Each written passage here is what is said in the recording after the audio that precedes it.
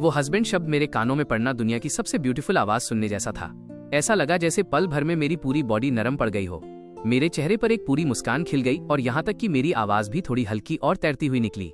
मेरी dear wife, तुम्हें अचानक सॉन्ग के बारे में पूछने का ख्याल कैसे आया? बस पूछ रहा हूँ, मुझे सोचने दो। मैंने बाउल में उन वेजिटेबल्स को देखा जिन्हें सरीना ने पूरी तरह मैश कर दिया था, और ध्यान से सोचने के बाद मैं समझ गया कि सरीना ने ऐसा क्यों किया होगा। मेरी आंखें हल्की सी झपकी और मेरे चेहरे पर एक कॉम्प्लिकेटेड सा एक्सप्रेशन आ गया। बेशक मैं बहुत रोमांचित था कि सरीना मुझे हस्बैंड कह सकती थी। सच में बहुत खुश था, बिल्कुल वैसे ही जैसे पिछली बार होटल में हुआ था। मैं इन मोमेंट्स में से हर एक को बहुत कीमती मानता था, लेकिन ये अलग था। भले ही दोनों उसके दिल से निकले थे, लेकिन स्टार्टिंग पॉइंट एक जैसा नहीं था। वो मुझे फिर से प्लीज करने की कोशिश कर रही थी। मुझे अचानक रोने की इच्छा हुई। यह पागल औरत, क्या उसे हमेशा अपना प्यार इसी तरह एक्सप्रेस करना पड़ता था? इतनी सावधानी से और झिझकते हुए जैसे किसी पालतू छोटी बिल्ली के बच्चे को सहारा दिया गया हो। इसने मेरे दिल को दुखा दिया, लेकिन मुझे नहीं पता था कि इसके बारे में क्या किया जाए। सरीना ने एक पल इंतजार किया और फिर भी मेरी तरफ से कोई रिस्पॉन्स नहीं मिला तो उसके अंदर थोड़ी बेचैनी होने लगी। वो मेरी तरफ ऊपर देखना चाहती थी, लेकिन उसकी हिम्मत नहीं हुई। थोड़ी देर बाद सरीना ने महसूस किया कि मैं उसके पास हिला हूँ। अगले ही सेकंड उसकी बॉडी को अचानक एक वार्म एम्ब्रेस में खींच लिया गया। मेरी कोमल आवाज उसके कान में गूंजी। मैंने पहले ही एक सॉन्ग सोच लिया है। खाना खाने के बाद मैं इसे लिख दूंगा और तुम्हें दिखाऊंगा, ठीक है? मेरी गर्म सांसें धीरे से उसके कान पर पड़ी। सरीना की बॉडी एक पल के लिए अकड़ गई, फिर जल्दी ही नरम पड़ गई। इस क्लोजनेस ने उसके पैरों को थोड़ा कमजोर महसूस कराया। उस मोमेंट में वो पूरी तरह भूल गई थी कि वो क्या कहना चाहती थी। मैंने सरीना को जाने देने से पहले बस एक छोटे से मोमेंट के लिए उसे प्यार से पकड़ कर रखा। ज्यादातर इसलिए क्योंकि ये कोमल झुक जाने वाली सरीना बहुत ज्यादा टेम्पटिंग थी। मुझे डर था कि मैं खुद को उसका फायदा उठाने से रोक नहीं पाऊंगा। लंच बनाने में पूरा 1 घंटा खिंच गया। टेबल पर सरीना थोड़ी शांत थी। वो छोटे छोटे निवाले खा रही थी, गाल थोड़े फूले हुए थे। अभी किचन में वापस उसके पास कहने के लिए बहुत कुछ था, लेकिन मेरे अचानक मूवमेंट ने उसके थॉट्स को पूरी तरह बिखेर दिया था। वो असहनीय जेम्स रिवर्स अभी भी उसके सामने बैठा मुस्कुरा रहा था। खाने के बाद सरीना ने खुद सफाई करने की जिम्मेदारी ली, जबकि मैं स्टडी रूम चला गया। ऐसा लग रहा था जैसे मैंने पहले ही समझ लिया है कि मुझे क्या करने की जरूरत है, भले ही इससे सरीना को अभी के लिए थोड़ा बुरा लगे। मेरा मानना था कि इसके बाद सरीना मुझे नेचुरली और फ्री होकर हस्बैंड बुलाएगी, न कि केवल ऐसी सिचुएशन में। बर्तन धोने के बाद सरीना सोफे पर सिमट कर बैठ गई। वो एक धुंध में स्टडी रूम की डायरेक्शन में घूरती रही। उसकी आंखें चाहत और खुद को रोकने के बीच झपक रही थीं। अंत में उसने अपने होंठ भींच लिए और उसकी आंखों में जो बचा था वो सिर्फ कोमल गर्माहट थी। इंतजार काफी लंबा खिंच गया, दोपहर के 4 बजे के बाद तक। इससे पहले कि आखिरकार जब मैं 2 शीट्स लेकर स्टडी रूम से बाहर निकला तो मैंने सरीना की आंखों में एक अचानक चमक देखी और उसके हाथों की पकड़ मैन्युस्क्रिप्ट पेपर पर बिना सोचे थोड़ी और टाइट हो गई। उसका वो केयरफुल और झिझक भरा प्यार कुछ ऐसा था जिसने मुझे गहराई से छू लिया था और मुझे बराबर का बेबस भी कर दिया था। मैंने अपने चेहरे पर एक जबरदस्ती की मुस्कान लाई, उसके पास जाकर बैठ गया। इसे देखो, एक रोमांटिक डुएट, मैंने इसका इंतजाम कर दिया है। सरीना ने मेरे हाथों से वो मैन्युस्क्रिप्ट पेपर ले लिया। अब तक वो मेरी क्रिएटिव एबिलिटीज की पूरी तरह से आदी हो चुकी थी। जो हैरानी उसने पहले महसूस की थी, उसका अब नामो निशान नहीं था। उसने जल्दी से लिरिक्स और शीट म्यूजिक पर नजर डाली। कहने की जरूरत नहीं है कि सॉन्ग हमेशा की तरह एक्सीलेंट था। मेरे लिरिक्स और मेलोडीज में हमेशा लोगों को पूरी तरह अपनी ओर खींचने का एक तरीका होता था, लेकिन सरीना को अभी उन सब चीजों के बारे में सोचने में कोई इंटरेस्ट नहीं था। उसे बस एक नजर इस लव सॉन्ग को देखने की जरूरत थी जो कीवर्ड से इतना परफेक्टली मैच कर रहा था, और फिर उसकी आंखें मुझ पर आकर टिक गईं और वहां से हटने का नाम नहीं ले रही थीं। उसकी नजरों में जो उम्मीद थी वो साफ देखी जा सकती थी, लेकिन मैंने ऐसे एक्ट किया जैसे मैंने कुछ नोटिस ही नहीं किया हो। मैंने आलस के साथ अंगड़ाई ली और अपनी नजरों को कहीं और घुमा लिया। सरीना ने अपने होंठ भींच लिए। उसकी आंखों की उम्मीद अब डिसअपॉइंटमेंट में बदल गई। उसने अपना सिर झुकाया और फिर से अपने हाथ में मौजूद लिरिक्स को देखने लगी, थोड़ा बुरा महसूस करते हुए। वो ये सॉन्ग जेम्स रिवर्स के साथ मिलकर गाना चाहती थी। सरीना, जिसे फिनाले के इस राउंड के लिए एक गेस्ट परफॉर्मर की जरूरत थी, उसने अपना सिर उठाया, हाथों में मैन्युस्क्रिप्ट पेपर को कसकर पकड़ा और धीरे से कहा, हस्बैंड, मेरे पास कोई गेस्ट परफॉर्मर नहीं है। मैं थोड़ा कांप गया। सरीना के उस कोमल हस्बैंड शब्द और उसकी आवाज में छिपे हुए दुख ने मेरे दिल को एक जोरदार झटका दिया। मैंने खुद को मजबूर किया कि अपना सिर पीछे की ओर झुका लूं और उसकी तरफ न देखूं। मुझे डर था कि एक नजर मुझे पूरी तरह से टूटने पर मजबूर कर देगी। कोई बात नहीं, यंग है एंटरटेनमेंट, जरूर कुछ न कुछ सॉर्ट आउट कर लेगा। मैंने अपने एक्सप्रेशन को छिपाने के लिए फिर से अंगड़ाई ली और एक कैजुअल अंदाज में कहा। सरीना ने अपने होंठ और भी जोर से भींच लिए। उसने अपना सिर नीचा कर लिया। मुझ पर यह जाहिर नहीं होने देना चाहती थी कि उसकी आंखों में आंसू आने लगे हैं। कमरे में खामोशी छा गई। दोनों में से किसी ने एक शब्द भी नहीं कहा। मैं इंतजार करता रहा, इंतजार की सरीना कुछ बोलेगी, लेकिन काफी देर बाद भी उसने कुछ नहीं कहा। मैं लिली को लेने जा रहा हूँ। मैंने एक लंबी सांस ली और सेरीना की तरफ देखे बिना सीधे खड़ा हो गया और दरवाजे की तरफ चल दिया। सेरीना वहीं बैठी रही और मुझे दरवाजे से बाहर जाते हुए देखती रही और फिर सामने का दरवाजा बंद हो गया। वो सोफे पर बिल्कुल वैसे ही बैठी रही, एकदम शांत और खामोश, जैसे उस सुबह क्लासरूम में लिली बैठी थी, होंठ भींचे हुए चुपचाप आंसू गिरने दे रही थी। एक बच्चा जो कभी रोता नहीं और जिद नहीं करता, उसे कभी कैंडी नहीं मिलती।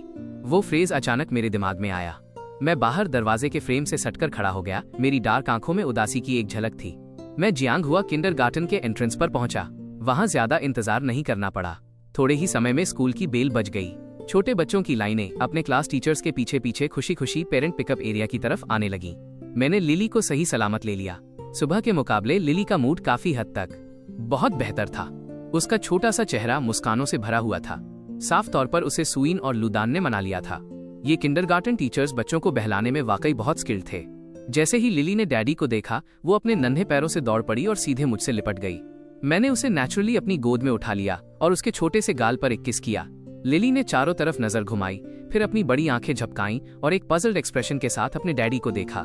डैडी, मम्मी लिली को पिक करने क्यों नहीं आई? मैं तुरंत स्पीचलेस हो गया। क्या मैं वाकई ये कह सकता था कि मम्मी घर पर रो रही हैं क्योंकि डैडी उनके साथ मीन थे? जब हम घर पहुंचे, सेरीना ने पहले ही डिनर बना लिया था। अब जब लिली ने किंडरगार्टन जाना शुरू कर दिया था, तो सुबह जल्दी उठने का मतलब था जल्दी जागना, इसलिए वो पहले की तरह देर तक नहीं जाग सकती थी। मैंने पहले की तरह ही जारी रखा, सेरीना की नजरों से बचते हुए। मुझे डर था कि जिस पल मेरी आंखें उसकी उन जेंटल आंखों से मिलेंगी, मैं तुरंत सॉफ्ट हो जाऊंगा। डिनर टेबल पर सन्नाटा था। यहाँ तक कि लिली भी हमेशा की तरह प्लेफुल नहीं थी। वो छोटी बच्ची शायद अपने पेरेंट्स के बीच के मूड को समझ गई थी। वो बार बार अपना सिर घुमाती, कभी अपनी मम्मी को देखती जो सिर झुकाए चुपचाप खाना खा रही थीं, तो कभी एक तरफ चुपचाप बैठे डैडी को। फिर उसके छोटे होंठ एक पाउट में सिमट गए और उसकी छोटी सी बॉडी धीरे से खिसक कर सेरीना की साइड की ओर हो गई। डैडी बुरे हैं, वो पक्का फिर से मम्मी को परेशान कर रहे हैं। तो डिनर के बाद मैंने उसे मनाने में काफी समय बिताया। उस छोटी बच्ची को बार बार चुपचाप रिएश्योर किया कि मैंने सेरीना के साथ बिल्कुल भी बुरा बर्ताव नहीं किया है। तब जाकर कहीं लिली एक गुड गर्ल की तरह सोने के लिए तैयार हुई। सोने से पहले नेचुरली हर रात की तरह बेड टाइम स्टोरी थी। मैं भी काफी समय से इसी मोमेंट का इंतजार कर रहा था। मैंने बेड के दूसरी तरफ चुपचाप लेटी हुई सेरीना पर एक नजर डाली, अपना गला साफ किया और बड़े एक्सप्रेशन के साथ लिली को कहानी सुनाना शुरू किया। एक समय की बात है, एक बहुत ही अच्छी नन्ही व्हाइट बनी थी। उसकी एक बहुत ही अच्छी दोस्त थी, एक छोटी ग्रे बनी। लेकिन वो छोटी ग्रे बनी आलसी थी। उस ऑटम हार्वेस्ट सीजन में नन्ही व्हाइट बनी ने कड़ी मेहनत की और 5 कैरेट्स इकट्ठे किए। एक दिन नन्ही व्हाइट बनी छोटी ग्रे बनी से मिलने गई और देखा कि छोटी ग्रे बनी वहां भूखी बैठी है और उसे बड़े पिटिफुल तरीके से देख रही है। नन्ही व्हाइट बनी ने जब देखा कि उसकी प्यारी छोटी ग्रे बनी भूखी रहने वाली है, तो उसने बिना एक पल की हिचकिचाहट के छोटी ग्रे बनी को अपनी एक कैरेट दे दी। छोटी ग्रे बनी ने अब कैरेट मिलने पर खुशी खुशी नन्ही व्हाइट बनी से कहा, तुम कितनी काइंड हो। छोटी ग्रे बनी से ये सुनकर नन्ही व्हाइट बनी भी बहुत खुश हुई। उसके बाद कुछ दिन बीत जाते और नन्ही व्हाइट बनी फिर से छोटी ग्रे बनी से मिलने जाती और उसे एक और कैरेट दे देती, जब तक कि आखिरकार नन्ही व्हाइट बनी के पास सिर्फ एक ही कैरेट बची। उस दिन नन्ही व्हाइट बनी फिर से छोटी ग्रे बनी को ढूंढने आई। नन्ही व्हाइट बनी ने अपने हाथों में मौजूद आखिरी कैरेट को देखा, फिर अपनी डियर फ्रेंड छोटी ग्रे बनी को देखा। वो जानती थी कि अगर उसने ये आखिरी कैरेट भी दे दी तो वो खुद भूखी रह जाएगी। इस पॉइंट पर मैं रुक गया। मैंने एक बार फिर सेरीना की तरफ देखा, जो अभी भी शांति से अपनी साइड पर लेटी हुई थी। फिर मैंने नन्ही लिली की नाक पर धीरे से थपकी दी। लिली, अगर तुम ये काइंड छोटी व्हाइट बनी होती और तुम्हें अपने बेस्ट फ्रेंड को खोने का डर होता, तो क्या तुम अपने हाथ की आखिरी कैरेट उस छोटी ग्रे बनी को एक बार फिर दे देती? नन्ही लिली की बड़ी गोल आंखें पूरी खुली हुई थीं। कहानी को शांति से सुनते हुए डैडी को सवाल पूछते देख उसने अपनी छोटी सी नाक सिकोड़ी, काफी देर तक गहराई से सोचा और फिर अपने बचकाने अंदाज में कहा, क्या हम इसे आधा आधा बांट सकते हैं? इस तरह न तो नन्ही व्हाइट बनी और न ही छोटी ग्रे बनी भूखी रहेगी। मैं मुस्कुराया और नन्ही लिली के सिर को सहलाते हुए कहा, बेशक हम कर सकते हैं। लिली बहुत स्मार्ट है, लेकिन डैडी लिली को बताना चाहते हैं कि उस नन्ही व्हाइट बनी ने जो किया वो असल में सही नहीं था। उसे अपनी फ्रेंड छोटी ग्रे बनी को बताना चाहिए कि वो अंदर से कैसा फील कर रही है, बजाय इसके कि वो छोटी ग्रे बनी को खोने से डरे और हमेशा अपनी सबसे अच्छी चीजें उसे दे दे। नन्ही लिली ने अपनी बड़ी मासूम आंखों से अपने डैडी को देखा। उसे लगा कि नन्ही व्हाइट बनी बहुत काइंड और बहुत स्वीट थी। दूसरी तरफ से बॉडी में एक हल्की सी कपकपाहट हुई। सेरीना ने अपने होंठ भींच लिए। उसकी आंखों में शिकायत की एक चमक उभर आई। उसे लगा कि नन्ही व्हाइट बनी ने भी कुछ गलत नहीं किया था। मैंने फिर से लिली के छोटे से गाल पर किस किया। नन्ही व्हाइट बनी वंडरफुल है, लेकिन वो अपने बारे में भूल गई। उसने हमेशा सिर्फ छोटी ग्रे बनी के बारे में सोचा, लेकिन उसने कभी अपने बारे में नहीं सोचा। ठीक है, लिली को अब सोना चाहिए, वरना वो कल सुबह नहीं उठ पाएगी और टीचर उसके बॉटम पर एक स्मैक लगाएंगे। मैंने बेड साइड लैंप बंद कर दिया और धीरे धीरे लिली को सुला दिया। कुछ ही देर में वो छोटी बच्ची सो गई। शांत कमरे में सिर्फ 3 लोगों की हल्की सांसों की आवाज सुनी जा सकती थी, लेकिन मैं लेटा नहीं। मैं बस चुपचाप हेडबोर्ड से सटकर बैठ गया। आंखें खुली थी, खामोशी से अंधेरी रात को ताक रहा था। मैं इंतजार कर रहा था, इंतजार की सरीना पहले मेरे पास आए। सरीना का दिल भी शांत होने से कोसों दूर था। वो अभी अभी सुनाई गई मेरी कहानी के बारे में सोच रही थी। वो जानती थी कि ये कहानी उसके लिए थी, लेकिन उसे समझ नहीं आ रहा था कि मुझे इसे इस तरह क्यों करना पड़ा। मैं साफ तौर पर पहले से ही जानता था कि उसका क्या मतलब है, तो मैं सीधे हाँ क्यों नहीं कह सकता था। थोड़ा और समय बीत गया। मैंने बेड के दूसरी तरफ सरीना को सुना। वो उठकर बैठ गई। उसके कदमों की हल्की आहट पीछे पीछे आई। अंधेरे में मेरी आंखें गहरी और चमक रही थीं। जेम्स, तुम डमी हो? एक कोमल प्यारी आवाज ने मुझे मेरे ख्यालों से थोड़ा बाहर निकाला। मैंने देखा कि सरीना पहले ही मेरे बेड की साइड पर आ चुकी थी। उसके 2 छोटे हाथों ने मेरी आर्म को पकड़ रखा था। मेरी डियर वाइफ, क्या तुम जानती हो कि मैं तुम्हारा कब से इंतजार कर रहा हूँ? यहाँ तक कि मेरी आवाज भी थोड़ी भारी हो गई थी। जो दिल मैंने अब तक लटका कर रखा था, वो आखिरकार वापस शांत हो गया कि सरीना खुद आई थी। वही सब कुछ था। सरीना ने कुछ नहीं कहा, उसने बस अपने होंठ भींच लिए। मैं चुपचाप बेड से बाहर निकला और धीरे से सरीना को लिविंग रूम में ले गया। मैं नन्ही लिली को जगाना नहीं चाहता था। खिड़की के बाहर से शहर की नियॉन लाइट्स पर्दों के बीच की दरार से अंदर आ रही थीं। मैं देख सकता था कि सरीना की आंखें पहले से ही बिना गिरे आंसुओं से लबालब भरी थीं। मैं उनमें छिपी हुई शिकायत और डिसअपॉइंटमेंट देख सकता था। मेरा गला भारी महसूस हो रहा था। मैंने अपने सामने अपनी इस केयरफुल और झिझक भरी वाइफ को देखा और धीरे से कहा, मेरी डियर वाइफ मुझसे क्या कहना चाहती है? सरीना ने सोफे पर बैठे हुए सीधे मेरी तरफ देखा। उसने आखिरकार अपने होंठ भींचे और भी धीमी आवाज में कहा, मैं चाहती हूँ कि आप मेरे गेस्ट परफॉर्मर बने। मैं चाहती हूँ कि आप मेरे साथ आकर वो सॉन्ग गाएं। तो मेरी डियर वाइफ ने सीधे ऐसा क्यों नहीं कह दिया? सरीना फिर से खामोश हो गई और अपना सिर झुका लिया। मैंने आगे कहा, क्या तुम्हें डर था कि मैं मना कर दूंगा? नहीं। सरीना का जवाब दृढ़ और साफ आया, क्योंकि वो जानती थी कि मैं उसे कभी मना नहीं करूंगा। फिर बात क्या थी? क्या मेरी डियर वाइफ को ऐसा लगा कि मेरे खुश होने से पहले उसे अपनी तरफ से कुछ ऑफर करना होगा? मुझे ऐसा कहते सुनकर सरीना ने अपने होंठ भींचे, धीरे से 1-2 बार अपना सिर हिलाया और उन आंसुओं को रोकने की पूरी कोशिश की जो गिरने ही वाले थे। नहीं, मैं ऐसा नहीं सोच रही थी। मैं जानता हूँ। मेरी डियर वाइफ हमेशा ऐसी ही रही है। अपने अंदर के हर दुख को अकेले ही निगल जाती है। जब भी कुछ मुश्किल आता है तो वो वैसा ही करती है। हमेशा इतनी सावधानी से चलती है, यहाँ तक कि मेरे साथ भी। मेरी आवाज थोड़ी भारी थी। मेरे हाथ सरीना के कंधों पर टिके थे। मेरी नजर सीधे उसकी नजरों से मिल रही थी। लेकिन मेरी डियर वाइफ, मैं तुम्हारा हस्बैंड हूँ। पहले तुम्हारे पास बात करने के लिए कोई नहीं था। जब तुम्हें चोट लगती थी तो तुम उसे चुपचाप अकेले ही सोख लेती थी। लेकिन मैं अब यहाँ हूँ। अगर तुम अभी भी वही करती रही जो तुम हमेशा करती थी, सब कुछ अकेले ही चुपचाप सहती रही, तो फिर मैं यहाँ असल में किस लिए हूँ? जैसे ही मैंने ये कहा, मेरी आवाज भी कांपने लगी थी। सरीना अब अपने आंसुओं को और नहीं रोक सकी। लेकिन जब उसने मेरी आंखों में देखा तो उसका दिल अचानक घबराहट में डूब गया। उसने पहले कभी मेरी आंखों में ऐसा दर्द भरा लुक नहीं देखा था और उसने कभी एक बार भी नहीं सोचा था कि वो मुझे रोते हुए देखेगी। अब उसे अपने चेहरे पर आंसुओं के निशानों की कोई परवाह नहीं थी। उसने पागलों की तरह ऊपर हाथ बढ़ाया ताकि मेरी आंखों के कोनों को पोंछ सके। मेरी डियर वाइफ मेरे साथ वो सॉन्ग गाना चाहती है।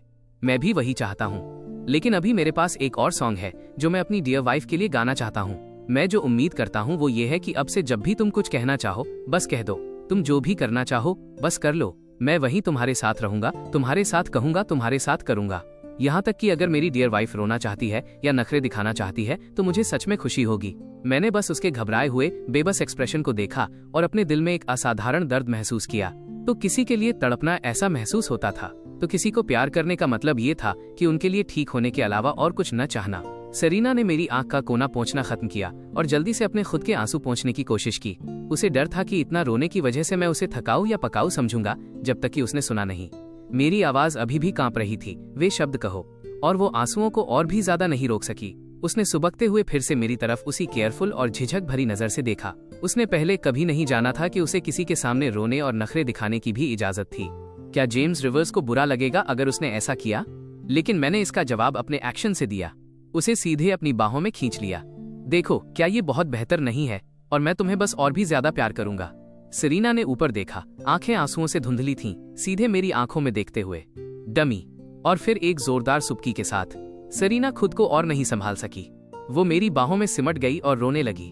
वो पूरी तरह से टूटकर रोई। मैंने धीरे से उसकी पीठ थपथपाई, नीचे झुका और उसके कान के पास जाकर धीरे से कहा, मेरे पास एक सॉन्ग है जो मैं सरीना के लिए गाना चाहता हूँ।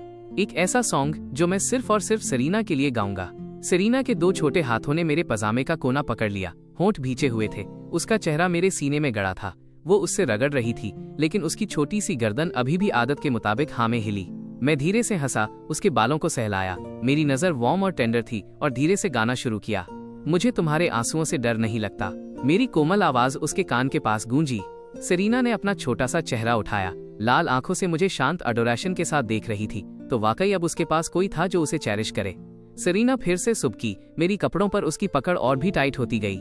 उसे अब दूसरों की तरह रोने की इजाजत थी, दूसरों की तरह नखरे दिखाने की इजाजत थी, क्योंकि ये डमी उसे बता रहा था कि वो हमेशा उसके साथ रहेगा, कभी नहीं छोड़ेगा, कभी साथ नहीं त्यागेगा। मैंने सेरीना की धुंधली चमकती आंखों की ओर नीचे देखा और धीरे से उसकी आंख के कोने पर एक किस किया। मैं रुक गया। सेरीना थोड़ी नाखुश थी। उसने अपने होंठ भींच लिए। वो बता सकती थी कि सॉन्ग अभी खत्म नहीं हुआ है। डमी, गाते रहो। उसने एक उंगली निकाली और मेरे पेट में पोक किया। ये उसके लिए गाया गया सॉन्ग था, जो सिर्फ और सिर्फ उसका था। वो इसे अंत तक सुनना चाहती थी। मैं मुस्कुराया और मजाक में सेरेना के छोटे से गाल को चिकोटी काटी। सच में सेरेना को समझने से पहले उसे दुखी किया। इसका मकसद एक गहरा इंप्रेशन छोड़ना था और ये सबसे हेल्पलेस चीज भी थी जो मैंने कभी की थी। लेकिन मेरे पास कोई बेहतर तरीका नहीं था। मेरा मानना था कि मैं आने वाले लंबे सालों में धीरे धीरे सेरीना को बदल सकता हूँ, लेकिन उस तरह सेरीना को अभी भी दुख के कई और पल सहने पड़ते। वो अभी भी अपने दिल में कई और बातें छिपाती। मैं उसे फिर कभी नहीं देखना चाहता था। अपनी शिकायतों को अकेले बिना एक शब्द कहे चुपचाप सोखते हुए मैंने सेरीना को गहरी फीलिंग के साथ देखा। महसूस किया कि मेरे कपड़ों पर उसकी पकड़ और भी टाइट होती जा रही है और फिर से धीरे से गाया। सेरीना की नजर मुझ पर टिक गई और वो और भी ज्यादा कैप्टिवेटेड हो गई। मेरे कपड़ों को पकड़े हुए हाथ धीरे धीरे ढीले हुए और इसके बजाय मेरी कमर के चारों ओर लिपट गए।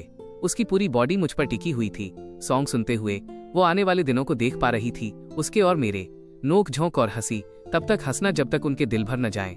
ये वे दिन थे जिनकी सेरीना ने पहले कभी कल्पना नहीं की थी। इसलिए नहीं कि वो उन्हें चाहती नहीं थी, बल्कि इसलिए क्योंकि उसने कभी हिम्मत नहीं की थी। लेकिन अब जब मैंने उसे पकड़ रखा था, उसने अचानक सपने देखने की हिम्मत की। वो मुझे अपना प्यार एक्सप्रेस करने में बहुत केयरफुल और क्लमसी रही थी, यहाँ तक कि खुद को ऑफर करने के लिए भी तैयार थी, ताकि वो उस चीज से मैच कर सके जो उसे लगा कि मैं चाहता हूँ। और बार बार मैंने उसे सिंसियरिटी के साथ जवाब दिया। और इस बार एक सॉन्ग के साथ मैंने उसे बताया कि क्या मेरे दिल में क्या बसता था। सॉन्ग खत्म हो गया। मैंने एक शांत सांस ली। महसूस किया कि मेरे चारों ओर लिपटी बाहें और भी टाइट होती जा रही हैं। मैंने धीरे से कहा, मैंने ये सॉन्ग तुम्हें ये बताने के लिए गाया है कि मैं आने वाले सभी दिनों में तुम्हारे साथ रहूंगा। चाहे कुछ भी हो, मैं तुम्हारा एंकर बनूंगा। मैं कहीं नहीं जा रहा हूँ। वे सारी शिकायतें, तुम्हें उन्हें अकेले अपने अंदर लॉक करके रखने की जरूरत नहीं है। मेरी डियर वाइफ, मेरे दिल में तुम मुझसे ज्यादा मायने रखती हो। मुझे उम्मीद है कि अब तुम्हें इतना केयरफुल होकर चलने की जरूरत नहीं पड़ेगी। लव दोनों तरफ से एक दूसरे की ओर बढ़ने का एक सफर है। मेरी डियर वाइफ के लिए मेरा प्यार और भी गहरा होता जाएगा। सेरीना बस अपना चेहरा मेरे सीने में छिपाए रही, अंत तक सब कुछ सुनती रही। काफी देर बाद उसने आखिरकार अपना छोटा सा चेहरा उठाया और पाउट किया। आप बहुत अनोइंग हैं। मैंने घायल होने का नाटक किया। मैं अनोइंग कैसे हूँ? बस आप हैं। आप अच्छी तरह जानते थे कि मैं चाहती हूँ कि आप मेरे साथ कंपटीशन में चलें, और आपने फिर भी जानबूझकर मुझे अपसेट किया, ताकि जैसे ही वे शब्द उसके मुंह से निकले, आपने जानबूझकर मुझे हस्बैंड कहा। सेरीना का चेहरा तुरंत क्रिम्सन हो गया। उसने अपनी अभी भी थोड़ी नम आंखों से मुझे देखा और मुझे जोर से घूरा, फिर गुस्से में मुझे सोफे पर धकेल दिया और मेरा मुंह बंद कर दिया। अब एक शब्द भी मत कहना। मेरी आंखें हंसी से भरी थीं। मैंने संघर्ष करने की एक टोकन कोशिश की, अपना सिर जोर जोर से हिलाया, ये सिग्नल देते हुए कि मैं रुक जाऊंगा। तभी सेरीना ने मुझे छोड़ा, लेकिन उसके एक्सप्रेशन में शर्मिंदगी को छिपाना नामुमकिन था। वो मेरे ऊपर बैठ गई, अपना चेहरा ढक लिया और फूले हुए गालों के साथ मुझे गुस्से में घूरने लगी।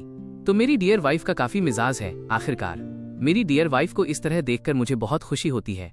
अब से अगर कुछ होता है तो मुझे उम्मीद है कि मेरी डियर वाइफ मुझे बिल्कुल इसी तरह बता सकती है, सीधे और बिना किसी हिचकिचाहट के। मैं सोफे पर लेटा रहा। मुस्कान वार्म और जेंटल थी। लाइफ छोटी है मेरी डियर वाइफ। तुम्हें सबके बारे में सोचने से पहले अपने बारे में सोचना होगा। तुम हो और मैं हूँ, और साथ मिलकर हम हैं। सिर्फ एक तरफा मैं नहीं। अगर तुम हमेशा सिर्फ मेरे बारे में सोचोगी तो वो असली तुम कैसे होगी, और मुझे तुम्हारी चिंता होगी। सेरीना ने मुझे इस तरह देखा और जोर से सिर हिलाया। मेरे सीने पर टिके दोनों हाथ मेरे चेहरे को सहलाने लगे। उसके होंठ आपस में भींच गए। वो फिर से रोना चाहती थी। यह जेम्स रिवर्स जो इतना असहनीय था, वो उसे इतना ज्यादा कैसे पसंद कर सकती थी?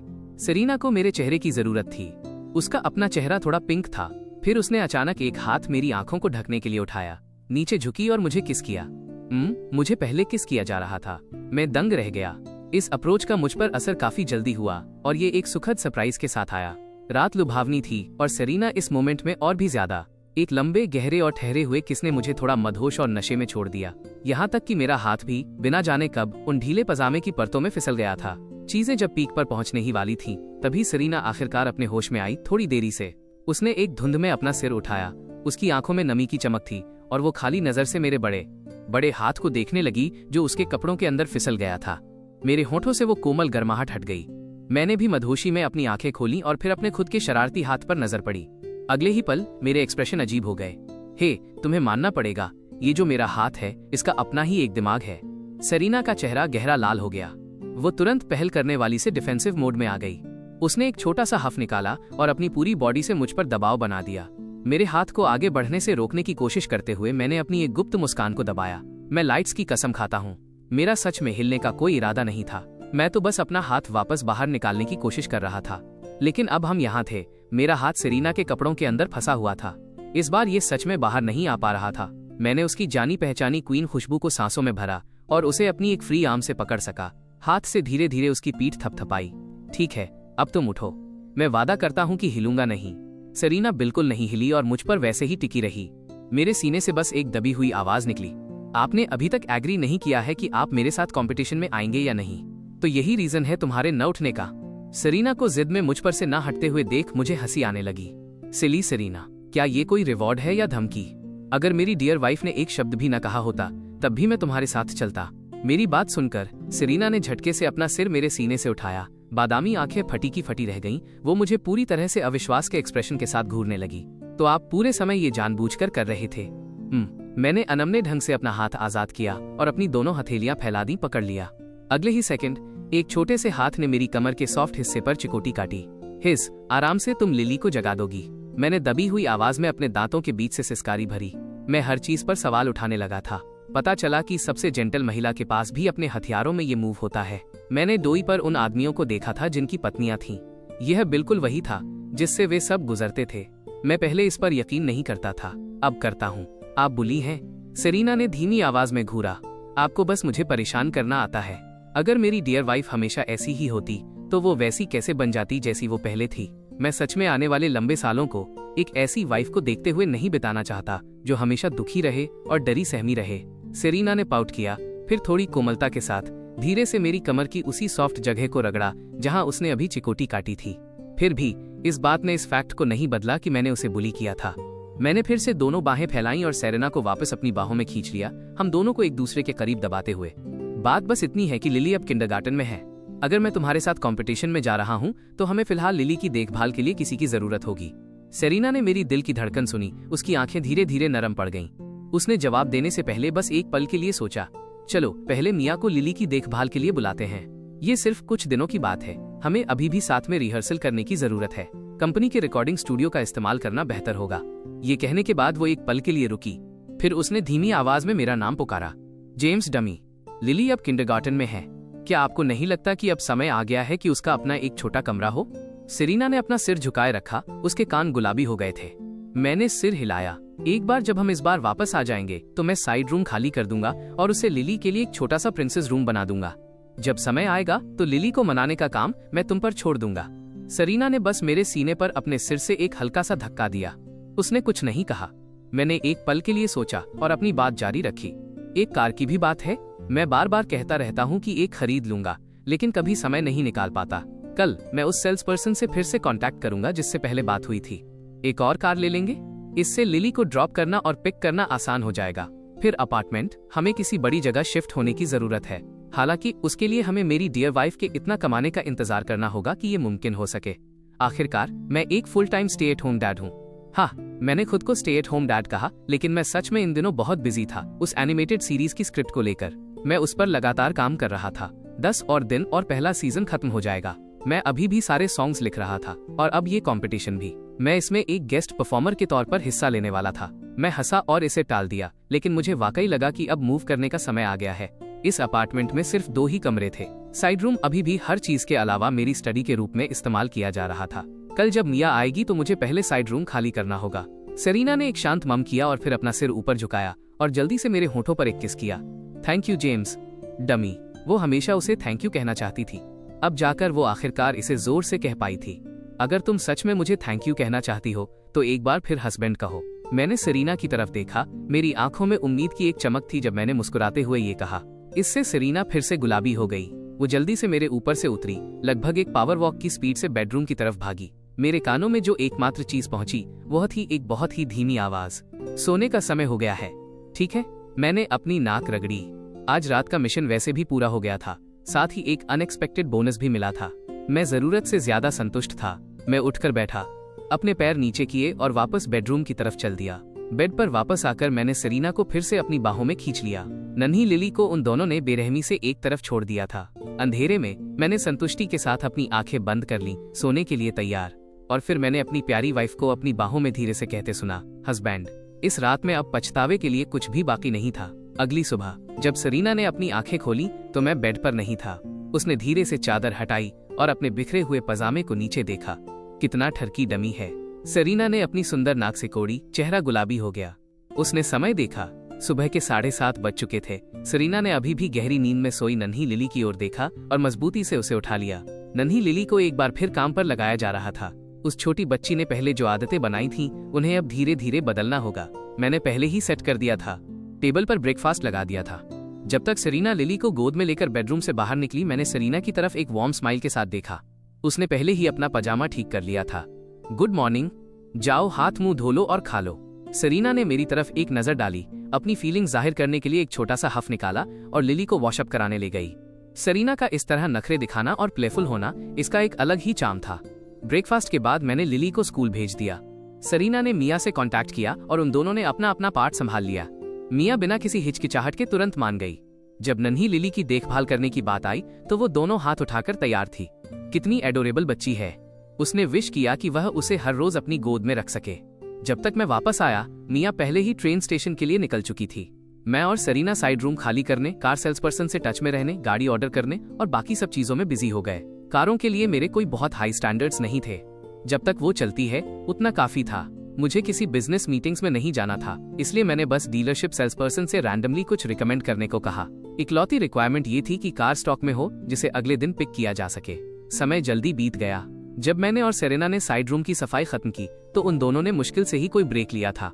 दोपहर हो चुकी थी, तभी सेरेना को मिया का कॉल आया। वह शहर के ट्रेन स्टेशन पहुंच चुकी थी। घर का सब कुछ सॉर्ट आउट करके वे दोनों शहर की तरफ निकल गए।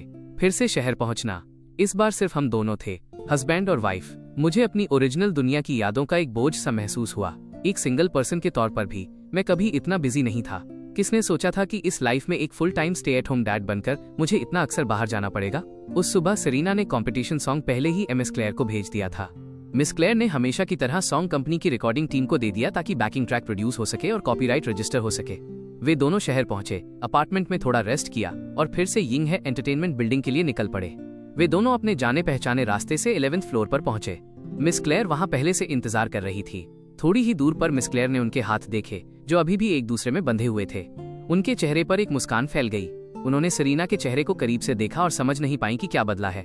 हालांकि उन्हें एक दूसरे से मिले सिर्फ 3 दिन ही हुए थे। इस बार सरीना के बारे में कुछ अलग था। उसके अंदर से एक चमक निकल रही थी, एक ऐसी स्टेट जो सरीना में पहले कभी नहीं थी। ऐसी सरीना को देखकर मिस क्लेयर के सीने में गर्माहट महसूस हुई। वो इतने लंबे समय से सरीना के साथ थीं, हमेशा इस लड़की के लिए प्रोटेक्टिव फील करती थीं। वो ये भी जानती थी कि सरीना हमेशा सबके साथ कितनी केयरफुल और गार्डेड रहती थी। किसने इमेजिन किया होगा कि आखिरकार सरीना को बदलने वाला वही इंसान होगा जिसे उन्होंने शुरू में नीचा दिखाया था। मैं मिस क्लेयर, सरीना। और मैं अंदर आए और उन्हें पुकारा। मिस क्लेयर ने सिर हिलाया। उन्होंने अपने सामने खड़े इस कपल को देखा जो किसी फेरी टेल की तरह लग रहे थे। उनकी नजरें कोमल थीं। तुम वापस आ गए? क्या तुम अब सीधे रिहर्सल के लिए जा रहे हो?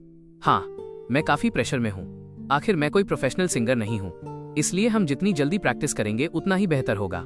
इस तरह मैं कंपटीशन में खुद को बहुत बुरी तरह शर्मिंदा नहीं करूंगा। मैंने अपना सिर खुजलाया, थोड़ा झेपते हुए। मुझे अपनी आवाज पर कॉन्फिडेंस था। मैं बेसुरा नहीं होने वाला था।